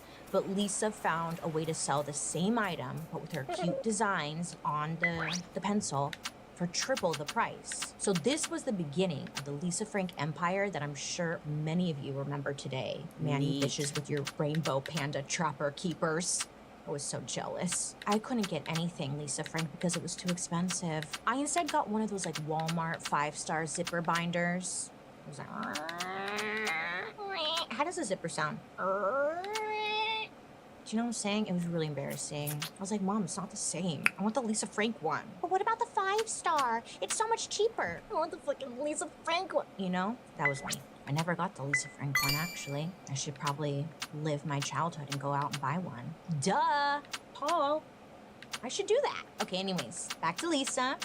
So Lisa, once again, had a booming business on her hands, and the company was expanding so fast that they had a hard time finding a location for their headquarters. I guess they moved a bunch of times before finally landing on a final workspace in Tucson, Arizona, which was like not your normal little office space. Well, like in my mind, not little, but like, you know, this shit was huge. It was 320,000 square feet of office.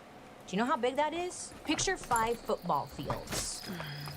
That's how big it was. That's big. And the Lisa Frank headquarters was everything the kid in you wanted it to be. The outside of the building had rainbows and music notes painted on the walls. It looked so cute. The inside was filled with these huge statues of the iconic Lisa Frank characters, like the painting panda bear or the ballerina bunny. There was colorful furniture, there was murals, and Lisa Frank fan letters decorated the walls. It just looked like it was designed by kids for kids, like some kind of Willy Wonka acid trip.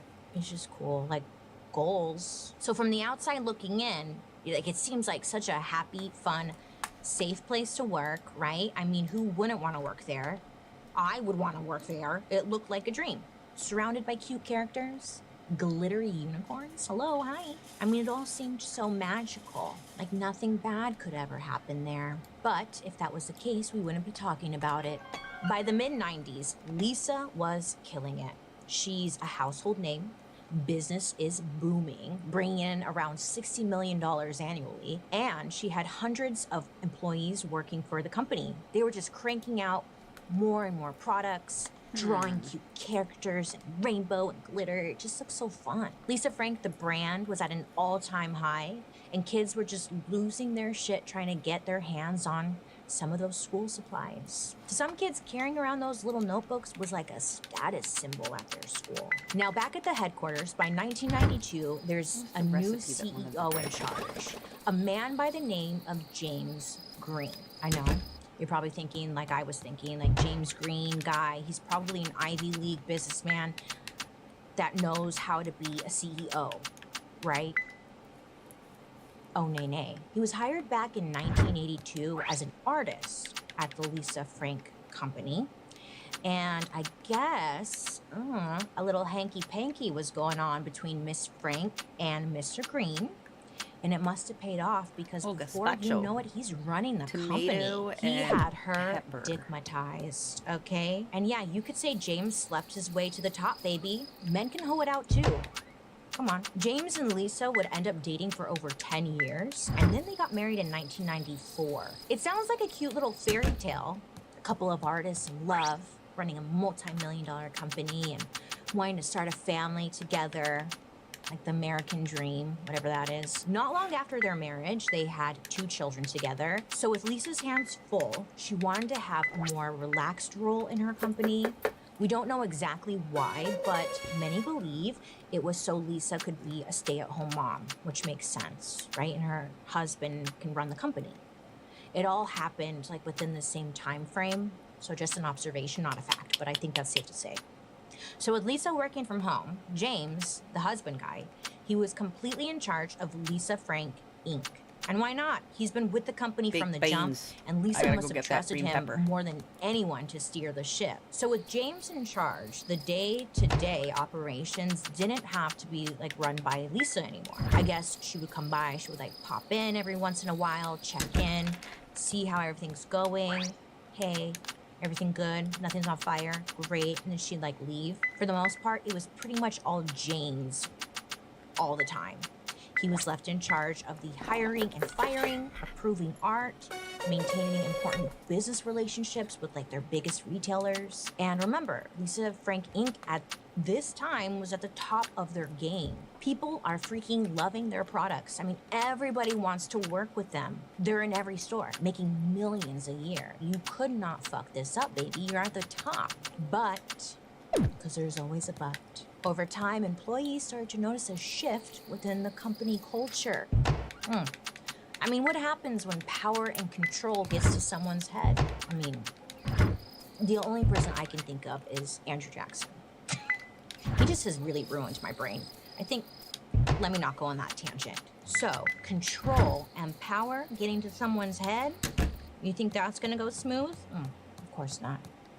James, we're looking at you, buddy. Shit starts to go sideways. When Lisa's away, James does play. You know what I'm saying? As CEO of the company, James would spend money where he pleased, and he was spending. The cars, flashy.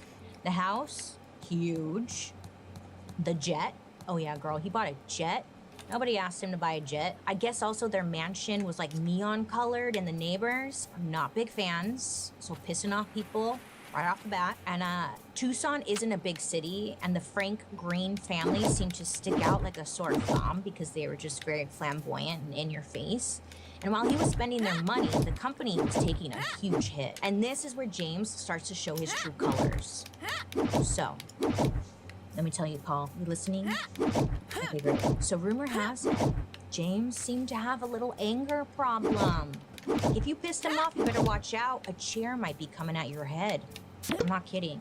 I guess he was throwing chairs when he got angry at people, like he was in WWE. If he didn't like you, you would know, because he would give you a nasty little nickname. He wasn't even polite enough to say it behind your back. He would just straight up say that shit to your face, like, "Hey, ugly, pass me those unicorn stickers." And you'd be like, "All right, is that my new name? Ugly?" He was just a dick, is what I'm saying. Maybe at your workplace, your boss starts the day with like a little company pep talk. When I worked for the company Shmeshmai, it rhymes with Shmeshmai, we would have a little team like meeting every morning, and they'd be like, "All right, we need to sell this much in numbers, baby. How are we gonna do that today?" And I'm like, "I don't know, I make minimum wage. Why don't you pay me more? And then maybe I could make you more, because, you know." Anyways, but that's not the point, because James, he also loved a company pep talk, but he ran his a little different. He liked to start the day at the top of the big staircase in the entryway and just yell stuff at the staff below. He's like spewing all kinds of nastiness for no damn reason. I mean, it was said that James loved towering over people, so much so that he told his female employees they couldn't wear heels to work. He didn't like people to be taller than him. His official reason for like not allowing heels was that it slowed down the workers. And like the women couldn't keep up with him, but just seemed like he didn't like anyone to be taller than him. Interesting. To be fair, there are a few accounts from previous employees of Miss Lisa Frank herself participating in her own verbal abuse. There was even a lawsuit brought against her for wrongful termination. Basically, whatever Lisa allegedly did was bad. I'm not trying to downplay it. And James, he was just Lisa to the 10th degree, as we'll see later. And the company was paying the price under James' control. You're probably wondering, well, how was James able to get away with all of this? Well, it seems like every villain has a good sidekick, and boy, did James find his sidekick. So we've got Lisa Frank Incorporated, home of the unicorns and sparkly dolphins. Lisa herself has stepped away to be with her kids, leaving her husband, James, in charge of the company. James is, I think it's safe to say, struggling? Yeah. His bad behavior is starting to have a huge effect on the company. But he's not alone. He's got himself a partner in crime, helping him do all the dirty work. This is where we welcome to the stage Rhonda Roulette. I looked her up on Facebook. She looks like a Rhonda. Hey girl. Now Rhonda, she started at the company way back in 1984 as Lisa's assistant. She was there for quite some time, to say the least. And shortly after James took over as CEO, an interesting promotion happens. Miss Rhonda is bumped up to vice president at Lisa Frank Incorporated. Rhonda must have had a very impressive resume because she also oversees HR, legal, and licensing. Oh yeah, she was in charge of a lot of big shit that maybe she shouldn't be in charge of. She must have been an incredible worker. Just a little observation, but if your company is killing it, has hundreds of employees, why would any business hire one person to handle 3 different departments? I roll. Make it make sense. It doesn't, but okay. Anyway, pretty soon coworkers are starting to notice that Rhonda and James, they seem very close. And an employee even saw them at the mall together on a holiday weekend, you know, hanging out, spending the holiday weekend at the mall with your boss, which doesn't sound that bad. But they're both married, and then rumors just start flying around the office that Rhonda and James, they're slapping meats. Rhonda was the one who had James's back in the office. She was there at every turn, very loyal to this man. She interrogated people on his behalf, and when James didn't want to confront someone, he'd send Rhonda. She did, again, lots of his dirty work, just firing people, intimidation, you name it, Rhonda was on it. When employees would come to Rhonda for help or questions, or maybe to report something to HR because, you know, they're being mistreated, Rhonda would simply tell them to just get over it. Rhonda, she was really good at keeping the employees in check. I guess everyone was like really afraid of her. Just get over it.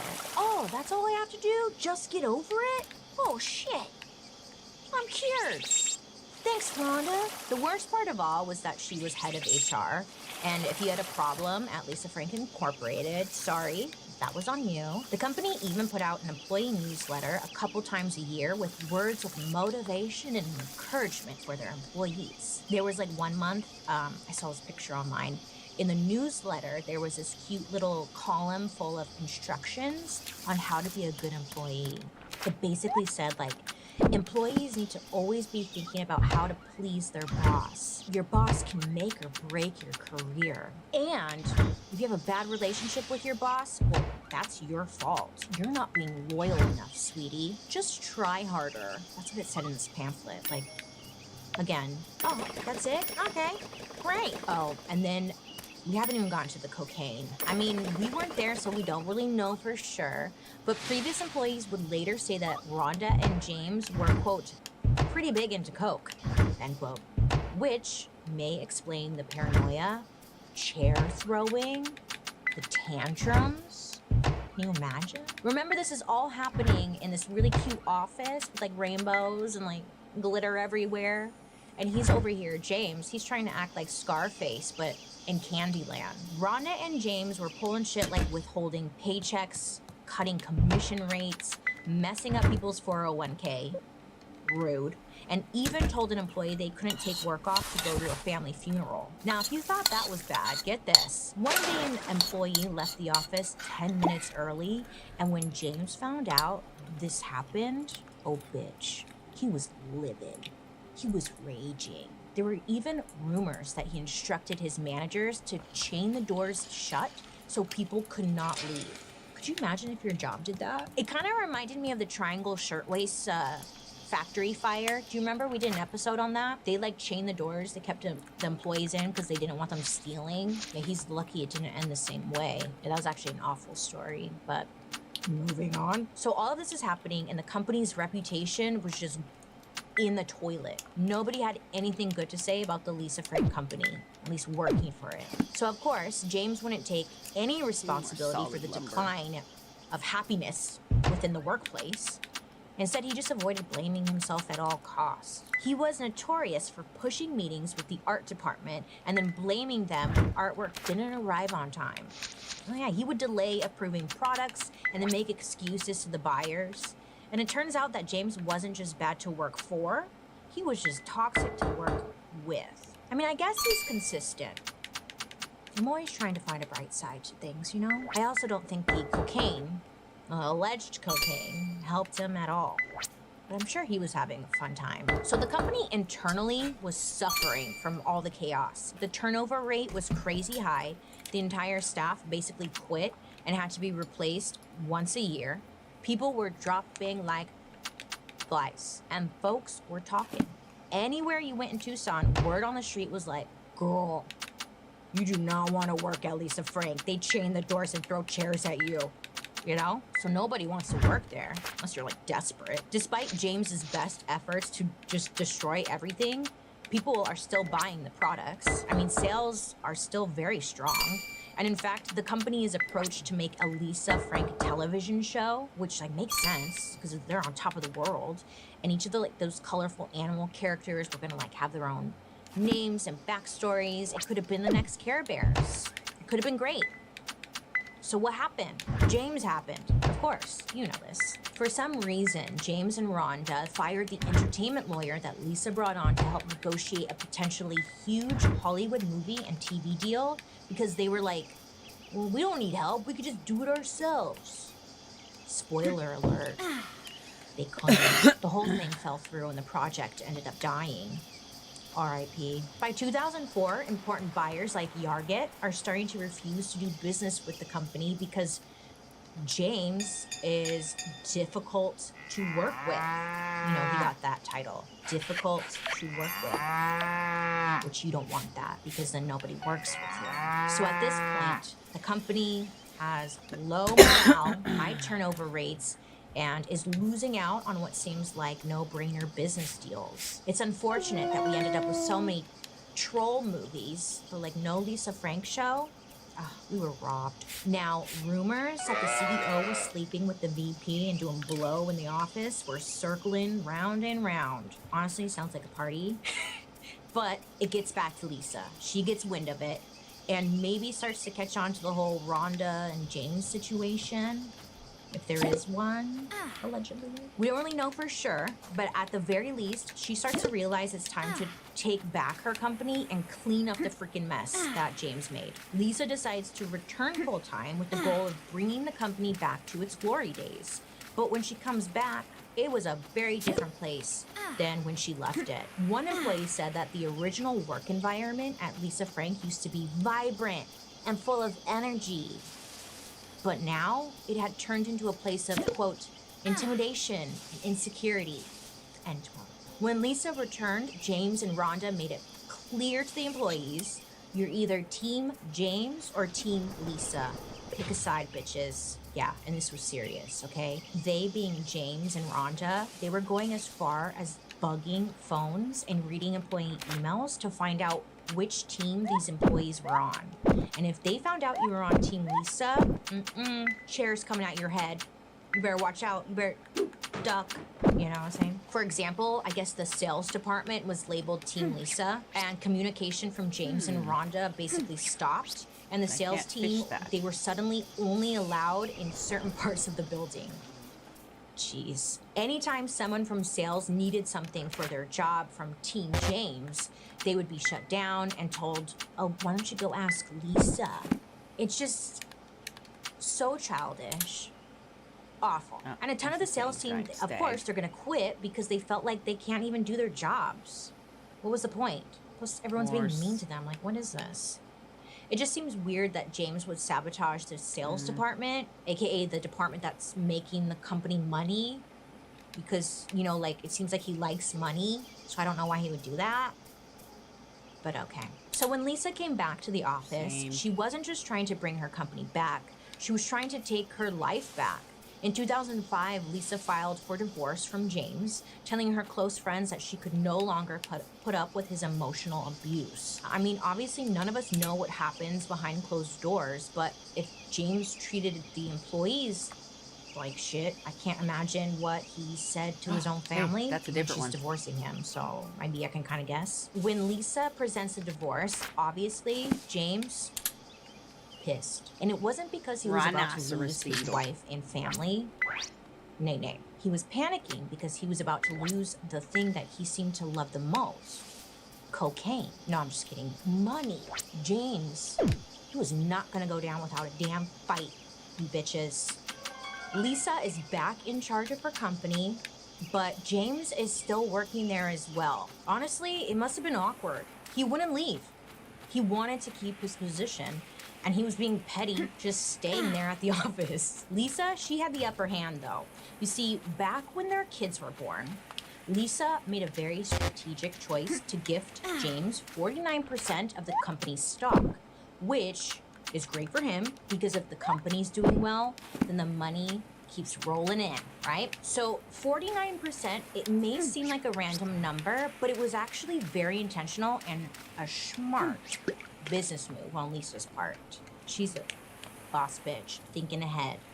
She's got a plan. Lisa kept 51% of the company stock for herself, which makes sense because it's her company, and it would make sure that she always had the upper hand within her business. We don't know if this was like in their prenup or whatnot, but if/when they got divorced, James had to hand that 49% right back to Lisa. So this is why James is like really holding out, because he's losing the 49% bleep blah bloop. That sucks. This is a side note because I didn't really know where to put it in the story. But in an interview many moons ago, James said, you can like see it on YouTube, James said that he was the creator of Lisa Frank. Oh, he was like taking credit for it. Very strange. It's just bizarre, this man. So I'm sure maybe you can imagine that he wasn't so happy, you know? He was going to lose everything. His family, the cars, the jet, the home, his golf toys, again, the cocaine, the power, and of course the money. No. You know, he's like, no, Lisa, no. He wasn't handling it well at all. I mean, what else does he do? He has nothing else to do. So James goes into like full-blown panic mode. He's like, Mayday, Mayday, okay? It was not easy getting James to step down as CEO. In order to officially fire him, Lisa has to hold a formal board meeting because he does own almost half the company. But this dude, he dodges the meetings for over a whole year. I mean, how the hell do you do that? You work in the same building. He's all like avoiding her, like, there she is. Hide. I just like picture James answering his phone. Like, he's not here right now. Maybe he's like wearing a wig, hiding behind one of those rainbow panda statues. How do you avoid someone for a year? By this point, the man is basically a squatter. He was posting up in the men's bathroom, taking the good stall. Lisa, sick of playing Where's Waldo, now has to go to the courts and get them involved in hopes to fire James. It was just this whole ordeal, stressful, I'm sure. She wanted him gone. So she sued him, and then the judge ruled in her favor. Yay. So James was finally forced to show up for this two-person board meeting so Lisa could look him in the eye and say, you're fired. Get the hell out of here and take your girlfriend with you, but leave the coat. She wanted to make a statement. James, Rhonda, and I guess Rhonda had a secretary. I just didn't want to like throw another name at you and confuse you. But Rhonda had a secretary, and I guess she was like involved in some shady stuff too. So all three of them, they get escorted out of the building by police. Lisa did this on purpose. This was a performance. Okay, they were gonna strut down every aisle so you all see what's happening around here. I love the theater, so I would enjoy that. Anyway, so they're all escorted out, and following that, Lisa makes sure that James never returns, and she makes sure to also get a restraining order against his ass. And hell yeah, it's finally over, you know?